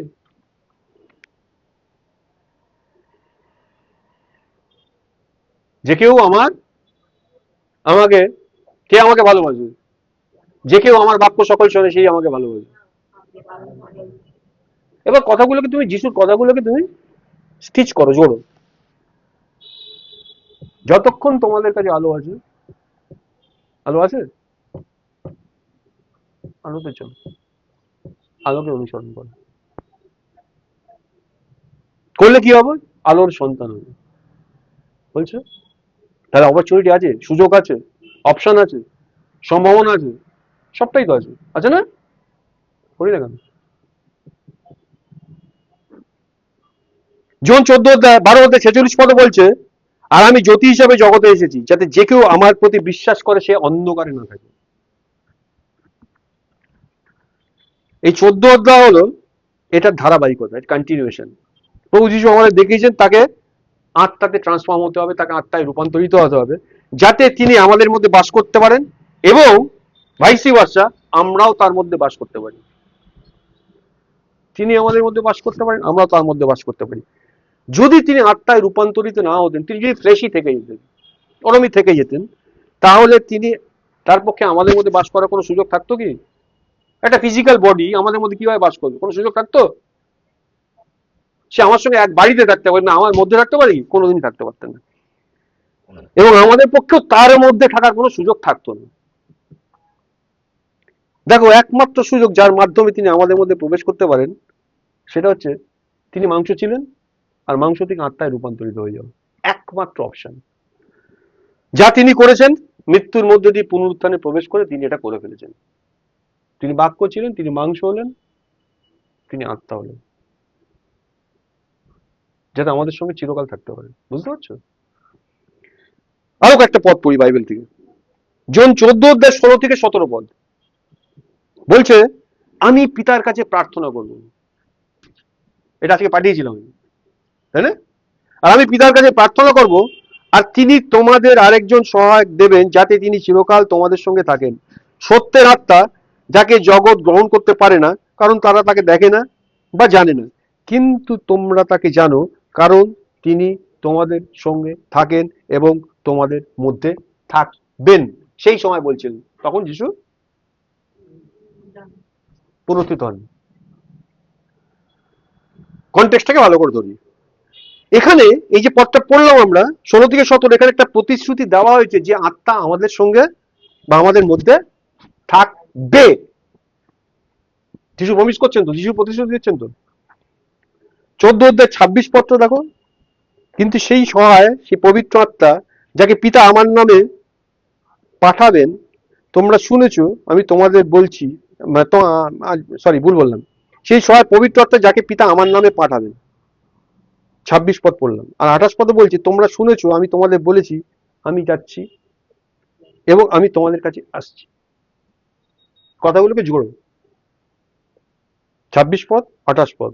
তোমরা শুনেছো সেই আত্মা যাকে পিতা আমার নামে পাঠাবেন, তারপর যিশু বলেন আমি যাচ্ছি আবার আমি আসছি, বলছে। এই পদগুলোতে প্রকাশিত হয়ে গেছে যে আত্মা হলেন যিশু নিজেই। আমি যাচ্ছি আবার আমি আসছি, কে তাহলে আত্মা? ক্লিয়ার, যিশু নিজে, he himself is the spirit. প্রথম করিন্থীয় 15 অধ্যায় 45 পদ লেখা আছে, যেমন প্রথম মনুষ্য আদম জীবন্ত প্রাণী হলেন, তেমনি শেষ আদম জীবনদায়ী আত্মা হলেন। এই পদটা, এই ভার্সটা এটা ডেফিনিট করে, এটা নিশ্চিত করে যে যিশুই তিনি শেষ আদম, তিনি আত্মা হয়ে উঠলেন এবং সেই কারণেই তিনি আমাদের মধ্যে থাকতে পারেন। দেখো, প্রতিবার যখন আমরা আত্মায় থাকি না, আমরা কিছু অবস্থান করব, ডিপেন্ড করে আমাদের উপর, ঈশ্বরের উপর নয়। ঈশ্বরের উপর কি? যিশু বললেন তোমরা থাকো, আমাদের জোর করে ঢুকিয়ে দিয়েছে, বেড়া দিয়ে আটকে দিয়েছে, তোমরা থাকো উইলফুলি। প্রতিবার যখন আমরা আত্মায় থাকি না, আসলে আমরা কোথায় থাকি বলতো? বাইরে থাকি। আর বাইরে কি আছে? যেখানে আলো নেই সেখানে কি আছে? সিম্পল। যখন আমরা আত্মায় থাকি না, আমরা অন্ধকারে থাকি। আমাদের যতই জ্ঞান থাকুক না কেন, যতই শাস্ত্র আমরা জানি না কেন, পড়ি না কেন, যতক্ষণ আমরা আত্মার বাইরে থাকি, যতক্ষণ আমরা অন্ধকারে থাকি। অর্থাৎ যখন মানুষ আত্মায় নয়, মানে আত্মায় না থেকে প্রাণে থাকে। এবার ফিরে আসছে ওই জায়গাটায়। আত্মায় না থাকে কোথায় থাকে? সোল ডোমেনে বিলং করে, প্রাণে থাকে, তখন আসলে সে অন্ধকারে থাকে। ডিজাইন করতে অসুবিধা হচ্ছে না? এবার পরিষ্কার হয়ে যাবে। দেখো কেন ধরতে পারছি না, কেন বুঝতে পারছি না। যখন আমি স্পিরিটে থাকি না, তখন আমি কোথায় থাকি? সোল ডোমেনে থাকি, মানে অন্ধকারে থাকি। আর যখন মাংসে থাকি তখন কোথায় থাকি? পাপে থাকি। তাহলে যখন আমি আত্মায় থাকি না, তখন আমি সোল ডোমেনে থাকি, মানে সেখানে অন্ধকার আছে। আর যখন আমি মাংসে থাকি, আরো নিচে স্ট্যান্ডার্ডে, তখন আমি সিনে থাকি, পাপে থাকি। যতক্ষণ আমরা আত্মায় থাকি, আমরা সঙ্গে সঙ্গে উইদিন দ্যাট মোমেন্ট আমরা আলোতে থাকি, we are in the light. যখনই আমরা আমাদের সোল ডোমেনে নির্ভর করি, প্রাণে নির্ভর করি, এই ডিজার্ভমেন্ট, পড়াশোনা, লেখাপড়া, শাস্ত্র যা কিছু সব কোথায় আছে? প্রাণের মধ্যে রেখেছি। আর যখনই আমরা ওটাতে নির্ভর করি এবং প্রাণে থাকি, তখন আমরা যতই শক্তি অর্জন করি না কেন, যতই পরিশ্রমী হই না কেন, আলো খোঁজার জন্য আমরা চেষ্টা করি, আমরা দিশাটা খোঁজার চেষ্টা করি, কোথায় থেকে? প্রাণে থেকে। যতই করি না কেন, তবুও আমরা অন্ধকারেই থাকবো, কোনো কিছুই কার্যকর হবে না। এই চেষ্টাটা যখন আমরা সোল ডোমেনে থেকে করব, আসলে আমরা অন্ধকারেই থেকে যাব, কোনো কিছু এফেক্টিভ হবে না, খুঁজে পাবো না, ধরতেই পারবো না। কিন্তু যদি আমরা আত্মায় নির্ভর করি এবং আত্মায় থাকি, নির্ভর করব, থাকবো, তবে আমরা অনুভব করতে পারবো। এইবার আসছে রিয়েল এক্সপিরিয়েন্স, ফিলিং। আমরা অনুভব করতে পারবো যে আমরা উই আর ইন লাইট, আমরা আলোতে আছি। তখন সবকিছু স্পষ্ট হয়ে যাবে, সবকিছু ক্লিয়ার হয়ে যাবে, সবকিছু স্বচ্ছ হয়ে যাবে এবং সবকিছু আলোতে পরিষ্কার দেখা যাবে।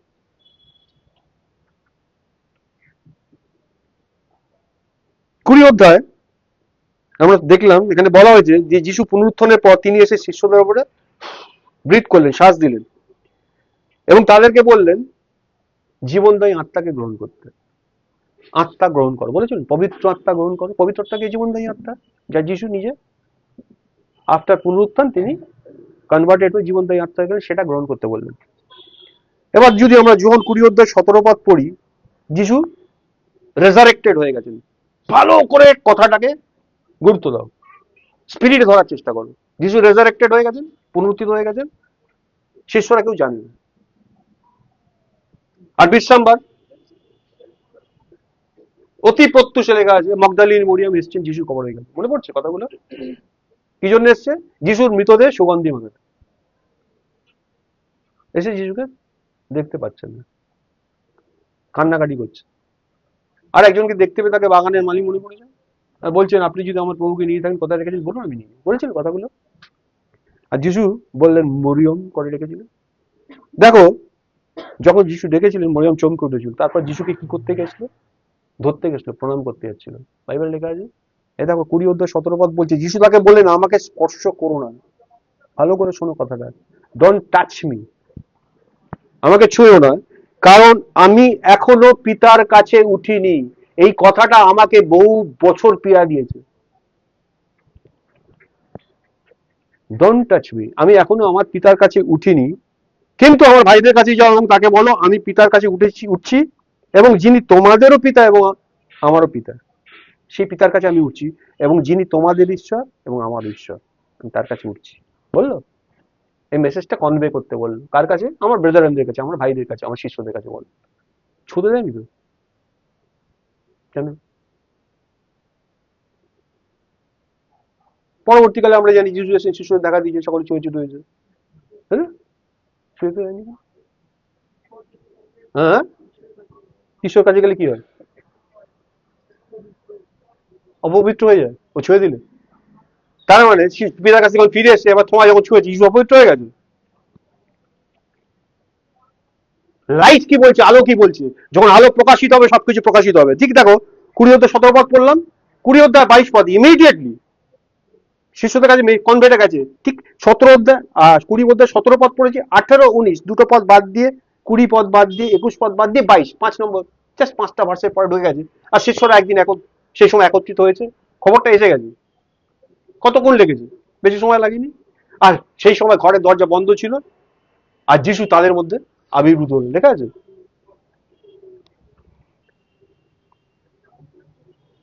তিনি তাদের দেখা দিলেন, তাদের সবকিছু করলেন, করে এবার শিষ্যদের কাছে এনে তাদের উপর ব্রিথ করলেন। কি বললেন? পবিত্র আত্মাকে গ্রহণ করো। দেখো, যিশু পুনরুত্থিত হওয়ার পর তিনি পিতার কাছে উঠলেন। স্টেজগুলো ভাবো, এবার লাইনটাকে ভালো করে জোড়ার চেষ্টা করো। পুনরুত্থিত হওয়ার পর যখন মরিয়ম ওকে অ্যাক্সেস করছে তখন তিনি পিতার কাছে ওঠেন, যিশু নিজেই বলছেন। তাহলে পুনরুত্থিত হওয়ার পর তিনি পিতার কাছে উঠলেন এবং নিজেকে আত্মা হিসেবে শিষ্যদের মধ্যে দিলেন। এই কনভার্সনটা কোথায় গিয়ে হয়েছিল?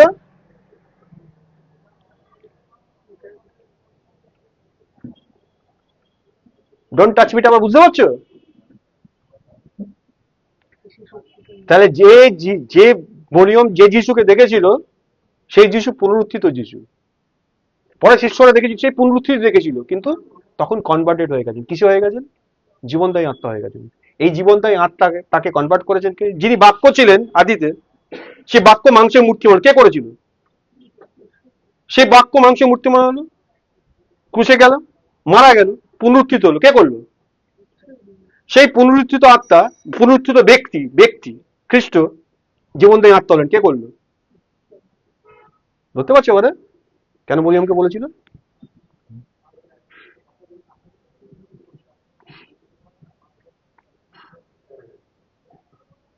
দেখো, যিশু পুনরুত্থিত হওয়ার পর তিনি পিতার কাছে উঠলেন এবং নিজেকে আত্মা হিসেবে শিষ্যদের মধ্যে দিলেন। আর সেটি ছিল সেই আত্মা যার কথা জন 7-39 আমরা পড়লাম। যিশু বলেছিলেন, যেটা প্রতিশ্রুত হয়েছিল জন 14-16-17 আমরা দেখলাম, 26 দেখেছিলাম, জন 15-26 ছিল, 16-7-8 এবং 13 ছিল। তাই প্রভু যখন শিষ্যদের মধ্যে পবিত্র আত্মাকে শ্বাস হিসাবে দিলেন, বা শ্বাস দিয়ে দিলেন, শ্বাস হিসাবে না, ব্রিথ করে দিলেন, সেটি ছিল তার যে ওই প্রতিশ্রুতি, তার পূর্ণতা, তার ফুলফিলমেন্ট। যেটা তিনি বলে গেছিলেন সেটা ফুলফিল করলেন। পবিত্র আত্মা কি হিসাবে আসবেন তোমাদের মধ্যে? আমাদের সহায়ক হিসাবে আসবেন, আমাদের হেল্পার হিসাবে আসবেন। ভালো করে বুঝি, যিশু যিনি সবকিছু ধারণ করেছেন, এখন তিনি কি আমাদের হেল্পার। তুমি এমন একজন হেল্পারকে পেয়েছো। আমরা বাড়িতে হেল্পার লাগি তো, কেউ হেল্পার পাই? হেল্পার তোমার থেকে বুদ্ধিমান না তোমার থেকে কম বুদ্ধিমান? আমরা যাকে হেল্প হিসাবে পাই সবসময় আমার থেকে তারা কমজোরি থাকে। আমার থেকে বেশি সক্ষম সব ব্যক্তি কখনোই আমার বাড়িতে হেল্পার হবে না, হবে কি? এখানে বলছেন যিনি সমস্ত বিশ্ব ব্রহ্মাণ্ডের মালিক, সবচেয়ে উৎকৃষ্ট, তিনি তার সব পূর্ণতা নিয়ে আমার হেল্পার হয়েছেন। তার মধ্যে সবকিছু পূর্ণরূপে বিদ্যমান, আর তিনি সেটা নিয়ে কি হয়েছেন? আমার সহায়ক। তোমার কাছে কোনো কিছু ওভারকাম করা কি কঠিন?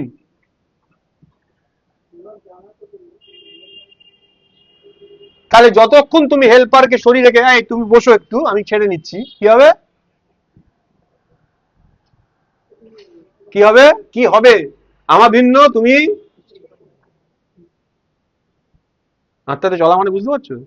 হ্যাঁ, আরে কখন আমি যা কিছু করি তাকে নিয়েই করি, তার সঙ্গেই করি, কখন হয়? আমিও আমার পিতা এক, তেমনি তোমরাও সিদ্ধ হয়ে এক হবে। তার মানে তুমি টেরই পাবে না কখন সেই আত্মা আর তোমার আত্মা এক হয়ে গেছে। তার মানে টের পাবে কি করে?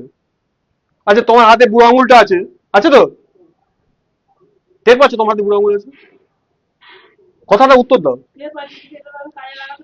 পরের কথা, তুমি আঙুলটার দিকে তাকিও না, আমার দিকে তাকিয়ে বল তোমার হাতে বুড়ো আঙুল আছে, তুমি টের পাচ্ছ? তুমি ধ্যান দিয়ে চেষ্টা করো, মানে ধ্যান দিয়ে চেষ্টা করো টের পেতে। তোমার নাক আছে, তুমি টের পাচ্ছ? পাচ্ছ কি? হ্যাঁ, বলছি টাচ করলে টের পাবে। তোমার লিভার আছে, তুমি পাচ্ছ, টের পাচ্ছ কি? তুমি তো টাচও করতে পারবে না। হ্যাঁ, ভালো করে বোঝার চেষ্টা করো আমি কি বলছি। তার মানে তোমার নাক আছে তো, তোমার লিভার আছে তো, তোমার বুড়ো আঙুল আছে তো, টের পাচ্ছ না তো? তুমি এক্ষুনি বলছিলে না ওই কিভাবে টের পাবো? আমাকে পেতেই বলেনি 100 বার। তোমার নাকটাকে কাজে লাগাও তো তুমি, কিভাবে কাজে লাগাও? নাকটাকে ইনস্ট্রাকশন দাও তো, এই নাচ নে, শ্বাস ছাড়, বলো না? হ্যাঁ, করতে হয়, তুমি ওকে ইনস্ট্রাকশন দাও না, কাজ করছে না? করছে না, তোমার ইনস্ট্রাকশন ছাড়াই করছে তো। ভালো করে বোঝার চেষ্টা করো এই ডিজার্ভমেন্টটা। আমি যদি টের পাই আমার হাতে বুড়ো আঙুল আছে, তখন তুমি সেটাকে ব্যবহার করবে। তুমি এক্ষুনি বললে ওই ব্যাগটা তোলো, ব্যাগটা তোলো, ব্যাগটা তোলো। এই ব্যাগটা তোলার সময় তুমি আগে দেখলে তোমার বুড়ো আঙুল আছে কিনা, আমি ওটা তুলতে পারবো কিনা? সাট করে হাতটা চলে যাবে ব্যাগটা তুললে। তুমি কি আগে চেষ্টা করেছো এটা বুঝতে তোমার বুড়ো আঙুলটা আছে কিনা? এইটা সেটাই বলা হচ্ছে, আত্মায় চললে এইটা ঘটবে। ওটা কিভাবে ঘটেছে? তুমি ছোট থেকে বড় হয়েছো, ওটাই তোমার মধ্যে ইনহেরিট করে গেছো।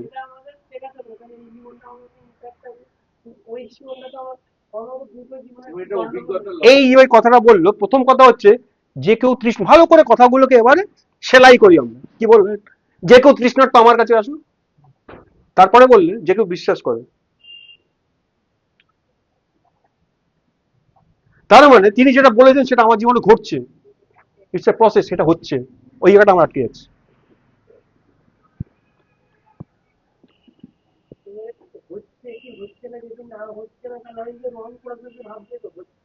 তুমি ভাবছো এটা, এই যে বাচ্চাটা ছোট থেকে বড় হয়েছে, এবার সে ব্যাগটা তুলতে গিয়ে একবারের জন্য ভেবেছে যে না নাও তুলতে পারি আমি, ওটা হড়কে যেতে পারে, তোলার সময় ভেবেছিলেন? খুব সিম্পল সেটাকে অ্যাপ্লাই করেছে। ভালো করে বোঝার চেষ্টা করো কি করেছে। ইমিডিয়েট প্রয়োজন হয়েছে এটাকে তোলা, শার্ট করে হাত বাড়িয়ে টাট করে তুলেছে। একবারও ভেবেছে এটা তুলতে গিয়ে দেখবে 3 মণ ওজন, আমি পারবো না, আটকে যাবো, এত কিছু ভেবেছে? কিছু করেছে? করেনি। তার মানে এটা ইনস্টিংক্টের মধ্যে ঢুকে যাচ্ছে। আত্মাতে চলা হচ্ছে এরকম। তুমি যদি অনুশীলন না করো, একটা বাচ্চা জন্মবার পর সে যদি কোনোদিন তাকে না হাঁটানো হয়, হাঁটতে দেওয়া হয়, তাকে যদি বসিয়ে রেখে দেওয়া হয় বা সারা জীবন ওয়াকারে চাপিয়ে রাখা হয়, সে কোনোদিন হাঁটতে পারবে? কখন বাচ্চারা হাঁটতে পারে? বাচ্চারা ভয় পায় জানো তো হাঁটতে, প্রথম বাচ্চাটা। একটা বাচ্চাকে তুমি পা পা বেঁধে রেখে দাও, 2 বছর বয়স হলে পায়ে দড়ি ফড়ি খুলে দাঁড় করিয়ে দাও, মারি দাঁড়ান করে পড়ে যাবে। তাহলে বাচ্চাটা প্রথমে 6 মাস থেকে 8 মাস, 1 বছর যখন বয়স হয় না, দেখবে কোনো কিছুটা ধরে দাঁড়িয়ে নিজেই চমকে যায়, থরবর থরবর করে। ও দাঁড়াতে পেরেছে, এটাই ওর কাছে একটা অদ্ভুত ব্যাপার, তাই না? তারপর দেখবে এক স্টেপ গিয়ে দুপ করে পড়ে গেল। তারপর একটা সময় ওটাকে ওভারকাম করে হাঁটতে শিখে যাচ্ছে, যাচ্ছে না? এটা সেরকম। এই যে সেরকম কথাটা বললাম, এটা কোথা দিয়ে হবে? দ্বিতীয় পদ যেটা পড়েছিলাম, যে কেউ তৃষ্ণার্ত হয় আমার কাছে আসে এবং বিশ্বাস করে। দুটো প্যারালাল দরকার আছে। ওয়েটা বলে দিচ্ছেন যিশু, ওই ওয়েটা আমাদের ধরতে বলছেন, ওই ওয়েটা আমাদের অ্যাডাপ্ট করতে বলছেন। দেখো, আমি আমার আত্মা তোমাদের মধ্যে দেবো আর তোমরা জীবিত থাকবে। ওল্ড টেস্টামেন্ট থেকে কোট করছেন।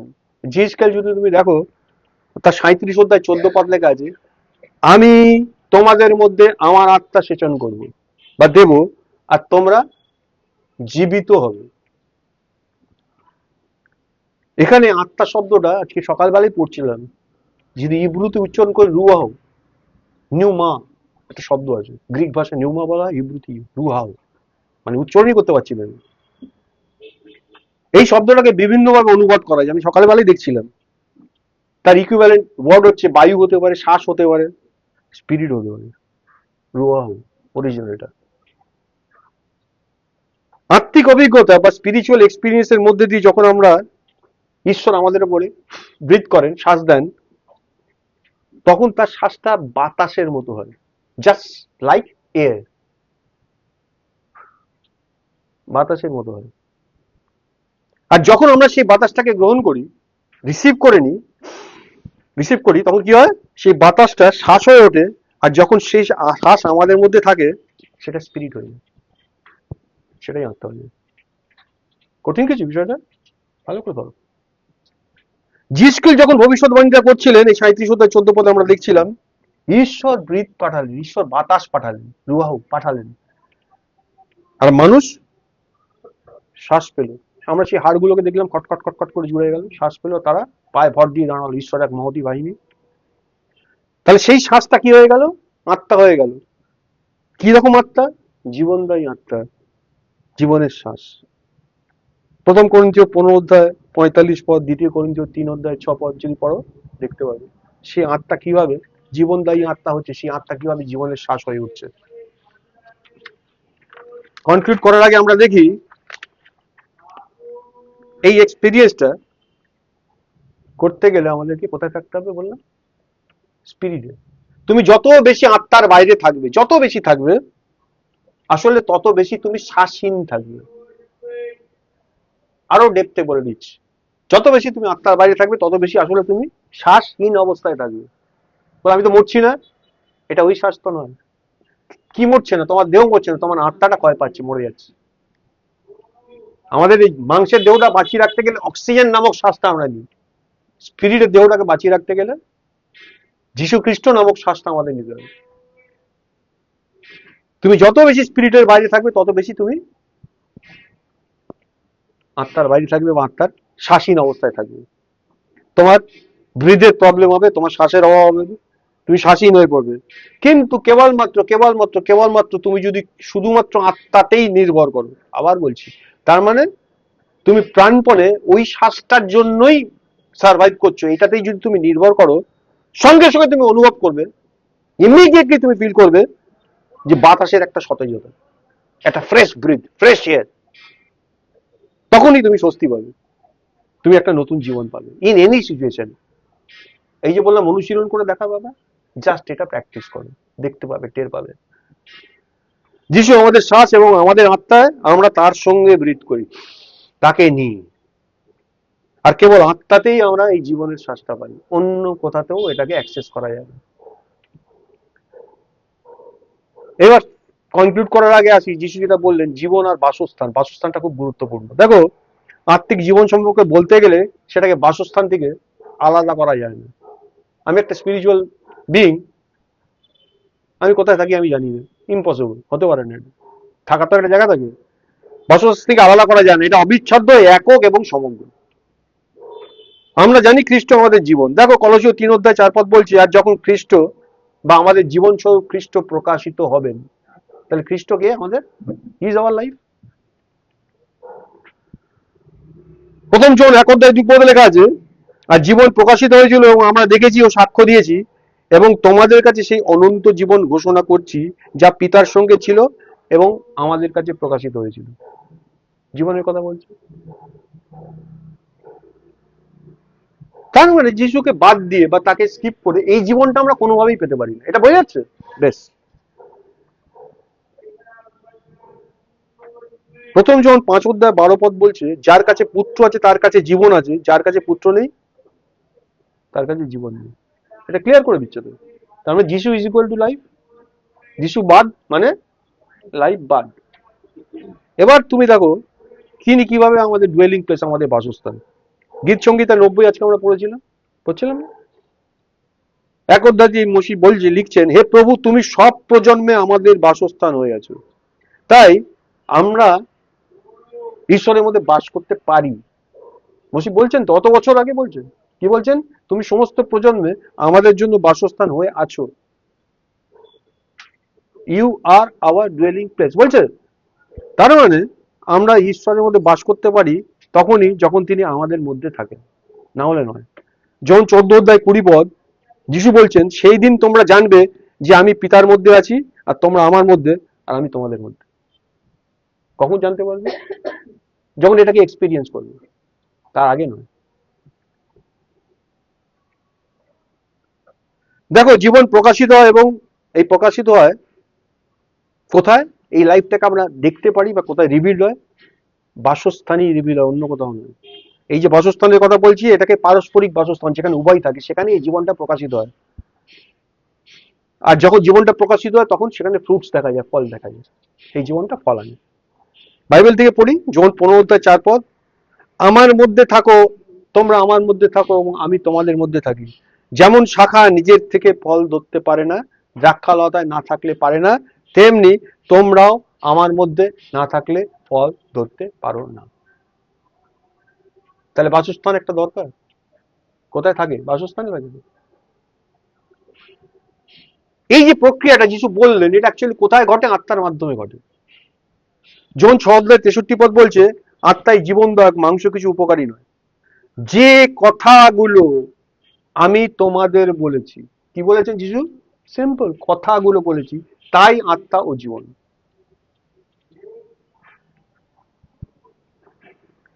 এটা আমাদের আত্মায় ঘটে এবং সেটাই জীবন। তাহলে ফলের যে অস্তিত্ব, ফ্রুটস, তার এক্সিস্টেন্স কোথায়? বা ফলের এক্সিস্টেন্সটা, এর অস্তিত্বটা জীবনের প্রবাহের যে একটা প্রক্রিয়া, একটা প্রসেস, সেটাকে দেখাচ্ছে, সেটাকে নির্দেশ করছে। এবং এটা যে বিল্ড আপ হচ্ছে সেটাকেও নির্দেশ করছে। এফেসীয় 2:22 বলছে, যার মধ্যে তোমরাও আত্মায় ঈশ্বরের বাসস্থান হিসাবে একত্রে নির্মিত হচ্ছ।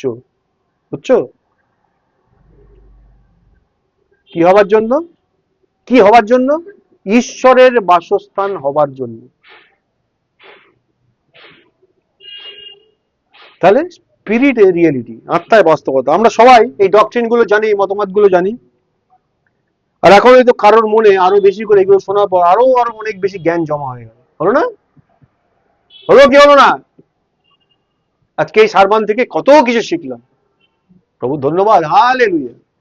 আরো বেশি জ্ঞান জমা হলো। কিন্তু এই জীবনটাকে এক্সপিরিয়েন্স করার জন্য রিয়েলিটিতে কি বলা যায়? এই যে আশ্চর্য ব্যক্তির কথা আমরা শুনছি, সেই আশ্চর্য ব্যক্তিত্বের মধ্যে সত্যিকারের ডুয়েল করা, সত্যিকারের অবস্থান করা, যিনি আমাদের জন্য সব কিছু হয়ে উঠেছেন। ডক্টরিনে তো এতক্ষণ শুনলাম, বুঝলাম। দেখো খ্রিস্ট আমাদের অংশ, he is our part, he is our destiny. বাংলায় নিয়তি শব্দটা আমার ভালো লাগে না কথা শুনতে, কেরম কেরম যেন একটা অন্যরকম লাগে। আমার কপাল, আমার নিয়তি, এটা দুঃখজনক জিনিস, কিন্তু আমি জানি আমাদের ডেস্টিনি একটা বিশাল ব্যাপার আছে। খ্রিস্ট আমাদের অংশ, আমাদের ডেস্টিনি।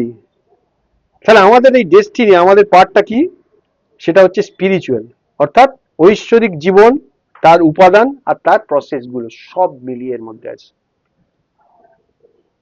ঈশ্বরের দেওয়া জীবনটা আছে, তার সমস্ত এলিমেন্ট গুলো আছে, আর যাতে এই ট্রান্সফরমেশনটা হবে সেই প্রসেসটাও এর মধ্যে আছে, প্রোগ্রামটাও সেট করা আছে। দেখো জীবনের আলো জ্বলছে, আমরা শ্বাস নিচ্ছি, আমরা জীবনের রুটি খাচ্ছি, আমরা জীবন্ত জল পান করছি, জীবন্ত জলের নদী আমাদের মধ্য থেকে প্রবাহিত হচ্ছে। আত্মার ফল প্রকাশিত হচ্ছে, আত্মার ফল প্রেম, আনন্দ, শান্তি, দীর্ঘ সুস্থ, মাধুর্য, মঙ্গল বা বিশ্বস্তর, মৃদুতা, ইন্দ্রিয় প্রকাশ হচ্ছে। কোথায় হচ্ছে? আমাদের বাসস্থানে। আমাদের বাসস্থান কোথায়? ঈশ্বরে। আমাদের বাসস্থান ঈশ্বর, ঈশ্বর নিজেই আমাদের মধ্যে আছেন। এই জীবনের সব প্রক্রিয়ায় বাস্তবতা, এই যে প্রসেসটা বললাম সবকটাই রিয়েল, আর সেটা ঘটে আমাদের আত্মা। তাই তুমি আত্মাকে বাদ দিয়ে অন্য কোনো জায়গাতে এটাকে অ্যাক্সেস করতে চেষ্টা করলে তোমার কাছে এটা ডক্ট্রিন থেকে যাবে। শুধুমাত্র যখন তুমি আত্মায় নির্ভর করো এবং সেখানে থাকো, যখন তুমি কেবলমাত্র ডিপেন্ড করো, ট্রাস্ট করো স্পিরিটে, আর সেখানে থাকো, এই যে বাসস্থান বললাম, যদি শুধুমাত্র যদি সেখানেই থাকো, তখন তুমি খ্রিস্টে অবস্থান করতে পারো। কখন আমি যিশুতে আছি? যখন আমি স্পিরিটে আছি। কখন আমি যিশুতে নেই? যখন স্পিরিটে নেই। Very simple. যখন তুমি তার মধ্যে থাকো, তিনি তোমার মধ্যে থাকেন, যখন তখন তুমি অনুভব করবে যে তুমি তার সঙ্গে এক হয়ে গেছো এবং তার মধ্যে মিশে গেছো। এর আগে টিচিং গুলো কারণ লিখছেন, তিনি তার উপাদানগুলো আমাদের সঙ্গে মিশ্রিত করছেন, করছেন না? হ্যাঁ, তখন তুমি বুঝবে আমি দ্রাক্ষালতা তোমরা শাখা, এটা কিভাবে হচ্ছে। যে ডক্ট্রিনটা আছে তোমার কাছে, শাস্ত্রটা আছে, সেটা তুমি তখন টের পাবে, তুমি বুঝবে। তুমি তখন সেই লতার শাখা হতে পারবে, সেই লতার প্রাচুর্য, মাধুর্য, তার রসকে তুমি তখন এনজয় করতে পারবে, তখন তুমি উপভোগ করতে পারবে, নট বিফোর দ্যাট। একটা হচ্ছে শুনে শেখা, আর একটা হচ্ছে হাঁচর পাচর করে করে শেখা। সেটাই করতে চাইছো, কিন্তু কিভাবে করো ধরতে পারছো না। দেখ এতক্ষণ ধরে কিন্তু অফ করা প্রভু বলে দিচ্ছে কিভাবে করবো। এখানে হাঁচর পাচরের কোনো প্রয়োজন হলো না। একটা কথা তিনি প্রথমেই বললেন, শুধু বিশ্বাস না, তৃষ্ণার্ত হতে হবে। আমি এটা চাই। তারপরে তিনি যেটা বললেন ওটাকে আমি বিলিভ করি। সেটা কি? আমাকে খাও, আমাকে পান করো, আমাকে শ্বাস হিসেবে নাও, এটা বিলিভ করতে হবে। আচ্ছা তিনি কি? তিনি রুটি, তিনি জল, তিনি কি? যিশু বলেন এই সব হলো আমি যেগুলো বলেছি। তাহলে সেগুলোকে খেয়ে ফেলতে বলছে। আমরা মুখ দিয়ে খাই, আমাদের পেটে ঢোকাই, মাংসের খাওয়া এটা। এখানে বলছে স্পিরিটে।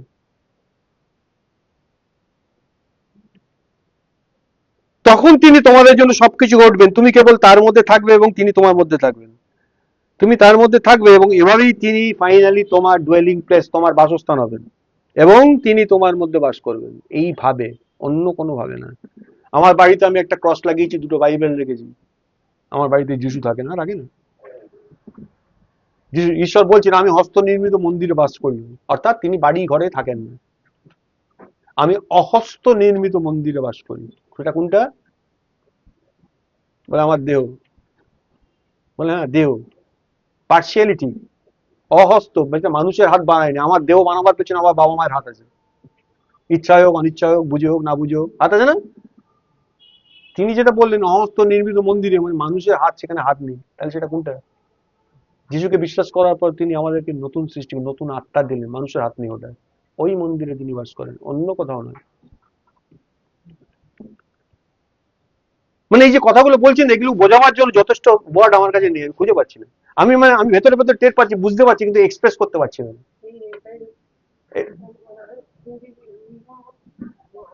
আমি তোমায় কি বললাম? আমি বুঝতে পারছি, কিন্তু তোমাকে বোঝাবার ভাষা খুঁজে পাচ্ছি না। তা তুমি যদি বুঝতে পাও, দ্যাট ইজ এনাফ, কাউকে বোঝাতে হবে না।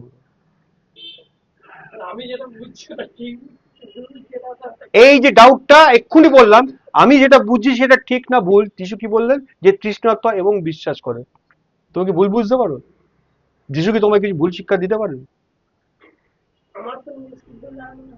তুমি যখন ওই আত্মায় থাকবে না, তখন তুমি প্রাণে থাকবে, তখন তুমি অন্ধকারে আছো।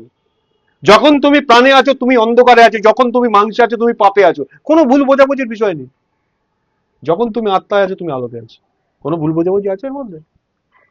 এবার তুমি বলছো আসলে আমি বুঝতে পারছি না, আমি আত্মা আছি না প্রাণে আছি। বলে যিশু বলছে পরিষ্কার বোঝা যাবে। আর অন্ধকারে কার্য সকল প্রকাশিত আছে।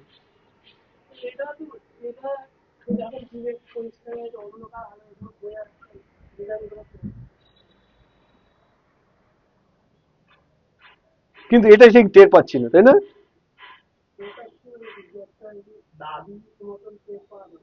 এখানে কেউ কাউকে দাবি করছে? যিশু বললেন না আমি পেজ দিয়েছি, আমি তোমার মধ্যে থাকবো, তোমার সঙ্গে থাকবো, তুমি আমি একসঙ্গে থাকবো, একসঙ্গে বাস করবো, তুমি আমার রসের মূলের অংশী হবে, বলছেন সবই। হ্যাঁ, কোথায় যাবে এগুলো? যখনই আমি দাবি বা একটা টের পাবার বাবা দিই, তখন কিন্তু ওই দাবি বা টেরটা আমি সবসময় আমার মনে এবং ফ্লেশে পেতে যাই। এই হচ্ছে আমাদের প্রবলেম। আমি এটা এক্সপিরিয়েন্স করতে চাইছি কোথায়? আমার মনে, আমার ফ্লেশে। আমাদের ফিরতে বলছে যে পৌলের এই কথাটা মনে হয় কত সোজা। আর তোমাদের চিন্তার ভার, তোমাদের সমস্ত কিছু মাংসের দিক থেকে সরিয়ে আত্মার দিকে ফেলো। এগুলো কথা, এগুলো ডক্ট্রিন।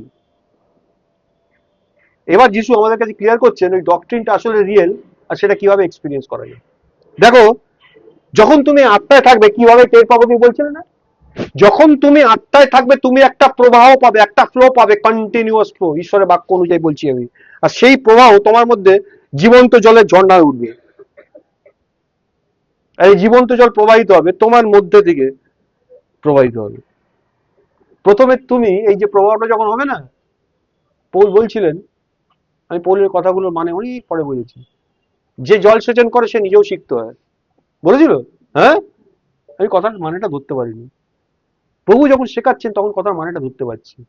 তার মানে যে জল সেচ করে সে সেচ করতে করতে ভেজে। আসলে প্রভু তা বলেনি। এখানে ঈশ্বর এটা বুঝিয়ে দিচ্ছেন, প্রথমে তুমি নিজেকে সেচ করবে। তোমার মধ্যে থেকে যখন জলটা ওভারফ্লো হবে, তখন কে আগে ভিজবে, তুমি না তোমার পাশের লোকটা? হুম, তাই কোথার মধ্যে থেকে আমার সেই জলটা উচ্চারিত হবে বলতো? আমার কোথা দিয়ে জল বেরোয়? শরীরের কয়েকটা অঙ্গ দিয়ে জল বেরোয়।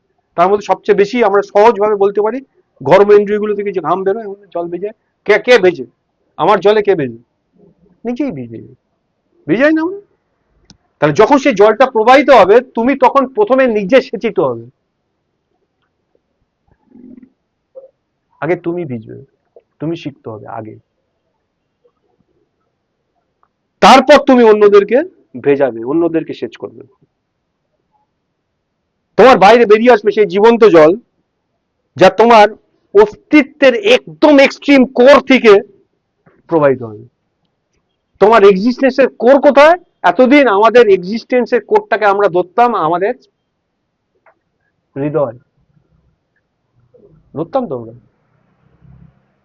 তোমার বাক্য আমি আমার হৃদয়ে সঞ্চয় করেছি যেন তোমার বিরুদ্ধে পাপ না করি, তাই না? আমাদের কোর বলতে হৃদয়। হৃদয় দিয়ে তাকে সব ভালোবাসবো, হৃদয় দিয়ে, হৃদয় দিয়ে, হৃদয় দিয়ে। ঠিক বাংলা ভাষায় বাংলা ট্রান্সলেশন হৃদয়, হৃদয়, হৃদয়, হৃদয় কতগুলো পার্ট আছে। এই যে হৃদয় কথা বলা হচ্ছে না, এই হৃদয়টা কিন্তু আমার ওই যে সোল ডোমেনের যে হৃদয়, তার হৃদয়ের কথা বলি। একটা সময় শেখাতেও এটা হবে। পৌল যখন লিখছে, ঈশ্বরকে কে মন্ত্রণা দিয়েছে, কে জ্ঞান বুদ্ধি দিয়েছে তাকে, যে তাকে কিছু বলতে পারে? কিন্তু খ্রিস্টের মন আমাদের আছে, বুঝছো? একটা সময় এসে যাবে তোমার যে এই ডোমেনের, সোল ডোমেনের যে মনটা আছে, সেই মনটা ওই মনটার সঙ্গে এক হয়ে যাবে। এটা প্রসেসটা শেষ হবে যাবে, প্রসেসটার মধ্যে দিয়ে এটা ঘটে যাবে, তুমি অ্যাক্সেস করতে পারবে। পৌল বলছে ওটা গিয়ে খ্রিস্টের মন কার আছে? আমাদের আছে, বলছে। ওটা আত্মার মনের কথা বলেনি। আর এখানে যে কথাটা বলছি, ওই আত্মার ভেতরে কোর থেকে ওর এই প্রবাহটা উচ্চারিত হয়, যেটা তিনি দিয়েছেন। তাই শেখো যে বাহ্যিক বিষয়, এক্সটার্নাল বিষয় থেকে ইন্টারনাল বিষয়ে ফিরে আসতে। এতদিন আমরা ফোকাস সেট করতাম কোথায়? বাহ্যিক বিষয় আমরা দেখতে চাইতাম, আমি পাল্টাচ্ছি কিনা, আমার জীবনে চেঞ্জ হচ্ছে কিনা আমি দেখতে চাইতাম না। ফরগেট ইট, এগুলো সব বাইরের। টার্ন করো, এবার বাইরের দিক থেকে ভেতর দিকের বিষয়গুলোতে ফিরে আসো। দেখো যত বাহ্যিক শিক্ষা আছে, বাহ্যিক আকার আছে, ইভেন বাহ্যিক দানগুলো আছে যেগুলো দেখা যায়, সেগুলোর দিকে মনোযোগ দেওয়ার চেষ্টাই করো না, চেষ্টাই করো না। বরং আত্মার দিকে ফেরো এবং এই যে ইন্টারনাল বিষয়গুলো, এই অন্তর্ভুক্ত বিষয়গুলোর উপর মনোযোগ দাও। যিশু যেটা শেখাচ্ছে, যেটা বলছেন, ওটার দিকে মনটা ফেরাও। সেখানে একটা মিস্ট্রি আছে। এই যে কথাগুলো এতক্ষণ বললাম না, দিস আর গ্রেট মিস্ট্রি, একটা রহস্য। তোমার ভেতরে একটা একটা হেভেনলি, একটা ডিভাইন মিস্ট্রি আছে তোমার মধ্যে, জানো? এমন একটা মিস্ট্রি আছে, ভেরি ডিফিকাল্ট, একটা রহস্য। ঈশ্বর যে সৃষ্টিটা, রহস্যটা তোমার মধ্যে আছে। এটাকে কেউ এক্সপ্লেন করতে পারে না, কেউ ব্যাখ্যা করতে পারে না। আমি খুব বড় জোর হলে আমার কিছুটা টের পেতে পারি, কিন্তু তোমাকে আমারটা টের পাওয়াতে পারি না, বা তোমারটাও তোমাকে টের পাওয়াতে আমি পারি না। I am sorry to say, পারি না। একটা মিস্ট্রি এটা, এটা একটা রহস্য। সেই রহস্যটা হল সর্বব্যাপী খ্রিস্ট, অমনি প্রেজেন্স গড খ্রাইস্ট, যিনি এখন আমাদের আত্মায় বাস করছেন। তিনি সেই ফাউন্টেন, তিনি সেই ঝর্ণা, তিনি সেই মিস্ট্রি। আরেকটা কথা, এই ঝর্ণাটাকে কেউ কোনোদিন নিঃশেষ করতে পারে না, জানো? এর প্রভাব কখনো শেষ হয় না। তুমি যতই চেষ্টা করো না কেন, ওটাকে শুকিয়ে দিতে পারবে না, কেউ কোনোদিন নিঃশেষ করতে পারে না। তুমি যত বেশি আত্মায় নির্ভর করবে, যত বেশি তার মধ্যে থাকবে, তত বেশি আত্মাতে প্রভুকে প্রকৃতভাবে স্পর্শ করবে, আর তত বেশি তুমি ফিল করতে পারবে তিনি কতটা ইনফাইনিট, তিনি কতটা অশেষ। কখন তুমি টের পাবে? তখন তুমি টের পাবে। তুমি কন্টিনিউয়াসলি শুধুমাত্র একটা প্রবাহকে অনুভব করবে, যে কন্টিনিউয়াস একটা ফ্লো চলছে তোমার মধ্যে, তুমি ফিল করতে পারবে কন্টিনিউয়াস একটা ফিল চলছে, যেটা তোমার মধ্যে প্রবাহিত হচ্ছে, কুলকুল চলছে। এটা তুমি আবার টের পেতে পারবে। তুমি সর্বদা শিখতে হবে, সর্বদা শিক্ষিত হবে, নিজেই ভিজছো তুমি কন্টিনিউয়াসলি। আর তার ফলে কি হবে, তার আউটকামটার দিকে তারপর স্বতঃস্ফূর্ত হবে, তোমাকে স্পন্টিনিউয়াসলি, তোমায় বলে দেবে না কেউ, তুমি অন্যদেরকে ভেজাতে শুরু করে দেবে। অ্যাবান্ডেন্ট ফ্লো তো, তুমি তো ধরে রাখতে পারছো না, কি হবে? তুমি তো নড়াচড়া করছো, যাচ্ছ তো একটার কাছে, যাচ্ছ না? ও ভিজতে থাকবে, ও ভিজতে থাকবে, ও ভিজতে থাকবে, অন্যদের তুমি সেচ করবে। যার সঙ্গেই তুমি সাক্ষাৎ করবে, যার সঙ্গেই তুমি মিট করবে, যার সঙ্গেই তুমি দেখা করবে, সে যে কোনো হোক না কেন, সেই মানুষ তোমার কাছ থেকে ওই জলটা পাবে। আউট অফ অ্যাবান্ডেন্স, হৃদয়ের উপচয় থেকে মুখ কথা বলে, লেখা আছে। আমরা হুড়হাড় করে অনেক কথা বলি। এবার তোমার অ্যাবান্ডেন্স পাল্টে গেছে, কি তোমার মধ্যে যে ফ্লোটা এসছে তার আউটবাউন্ড এত বেশি, out of abundance you speak. এবার তোমার মধ্যে থেকে যেটা, যেই জলটা বেরোতে দেবে, যার কাছে যাবে, যার কাছে মিট করবে, জীবনের জল তার কাছে প্রবাহিত হবে, কারণ ওই জল তোমাকে পরিপূর্ণ করে দেবে। ঈশ্বরের লোককে ঈশ্বর নিয়ে যাচ্ছে, তাকে যখন দর্শন দিয়েছে, ঈশ্বরের সিংহন থেকে নদী প্রবাহিত হচ্ছে, মনে আছে? আর নিচে যেতে যেতে যাচ্ছেন, তিনি যাচ্ছেন, লিখছেন কতটা গেছো, বলছে গোড়ালি অব্দি পেয়েছেন, তারপর কতটা গেছো, হাঁটু অব্দি পেয়েছি, তারপরে কোমর অব্দি পেয়েছি, তারপর কতটা গেছো, বলছে অগম্য জল, সাঁতার কাটতে হয়, বাট পায়ের নিচে মাটি নেই, বলছে সেই জল তোমাকে পরিপূর্ণ করবে। এটা তোমার ভেতর থেকে প্রবাহিত হবে এবং তোমাকে অভিভূত করে দেবে, তোমাকে অভিভূত করবে, অন্যদেরকে কিছু করতে হবে না। হালেলুয়া। প্রভু ধন্যবাদ দিই, তারই গৌরব করি, তার প্রশংসা করি। মঙ্গলময় প্রভু, সেই জল, জীবনের জল প্রভু, যা অলরেডি আমাদের মধ্যে সেচিত হয়ে গেছে, যার উৎস অলরেডি আমাদের মধ্যে ঢুকে গেছে প্রভু, আমাদেরকে বুঝতে দাও প্রভু। আমরা যেন আমাদের আত্মা দিয়ে সেই জলের প্রবাহকে অ্যাক্সেস করি, যেন তোমাকে ছুতে পারি প্রভু, তোমাকে এনজয় করতে পারি প্রভু, কারণ তুমি আমাদের মধ্যে অবস্থান করছো। আর আমরা শাখা হয়ে দ্রাক্ষালতার মূলের অংশী হচ্ছে প্রভু, সেই মূল, তার রস, তার সব এনরিচমেন্ট প্রভু আমাদের জন্য, তোমার সমস্ত উপাদান দিয়ে তুমি আমাদেরকে সমৃদ্ধ করছো প্রভু। তোমায় ধন্যবাদ দিই। যতজন আমরা এখানে উপস্থিত হয়েছি প্রভু, আমি বিশ্বাস করি প্রভু, তুমি সেই হাওয়া, সেই রুহাউ হিসাবে এখানে উপস্থিত প্রভু। তুমি সেই হাওয়া প্রবাহিত করছো প্রভু, আর বলছো গ্রহণ করো, রিসিভ। হ্যাঁ প্রভু, সেই হাওয়া, সেই প্রাণবায়ু, সেই জীবনরূপী আত্মা, জীবনদায়ক আত্মা আমাদের মধ্যে প্রচুর প্রচুর প্রচুর রূপে দেওয়া হচ্ছে প্রভু। আমরা রিসিভ করছি প্রভু, আমি রিসিভ করছি প্রভু। তোমায় ধন্যবাদ দিই প্রভু, আমাদের মধ্যে দিয়ে যেন আর আমাদেরকে দেখা না যায় প্রভু, কিন্তু রূপান্তরিত আমাদেরকে দেখা যায়, যা খ্রিস্টের অনুরূপ প্রভু। তোমায় ধন্যবাদ করি, তোমারই গৌরব করি। এখানে যতজন প্রভু আমরা উপস্থিত হয়েছি এবং যতজন দূর থেকে যুক্ত হয়েছে, প্রত্যেকের জীবনকে পরিবর্তিত করে দাও, এই পরিবর্তন তাদের বুঝতে দাও প্রভু। আমরা যেন প্রত্যেকে আমাদের আত্মাতে টের পেতে শিখি প্রভু, টের পেতে পারি প্রভু এই জীবনের প্রবাহকে, তোমাকে যেন ছুতে পারি, তোমাকে যেন স্পর্শ করতে পারি, তোমাকে যেন ধরতে পারি, তোমাকে যেন এনজয় করতে পারি। ধন্যবাদ দিই। আজকে আমরা যাব প্রভু তোমার সেই ভোজে, তোমার সঙ্গে, তুমি শিষ্যদের সঙ্গে শেষবারের মতো যে ভোজে অংশগ্রহণ করেছিলে, আমরা সেই তার স্মরণার্থে আবার আমরা মিলিত হচ্ছি প্রভু। তোমাকে আমরা আহার করব, তোমাকে আমরা পান করব প্রভু। যদিও এটা একটা রূপক ভাবে, কিন্তু বাস্তবিক প্রভু তুমি বলেছো আমি তোমাদেরকে যে কথা বলেছি তাই আত্মা ও জীবন, আর আমরা সেটাকে খাবো প্রভু। তোমার সমস্ত উপাদানকে আমরা গ্রহণ করবো আমাদের আত্মাতে। তাই তোমাদের ধন্যবাদ দিই, তোমারই গৌরব করে আমাদেরকে প্রস্তুত করো, উপযুক্ত করো, যেন সম্পূর্ণ যোগ্যভাবে তোমাকে আমরা আমাদের মধ্যে ধারণ করতে পারি, গ্রহণ করতে পারি। গৌরব মহিমা তোমারই হোক, যিশু নামে প্রার্থনা চাই, আমেন।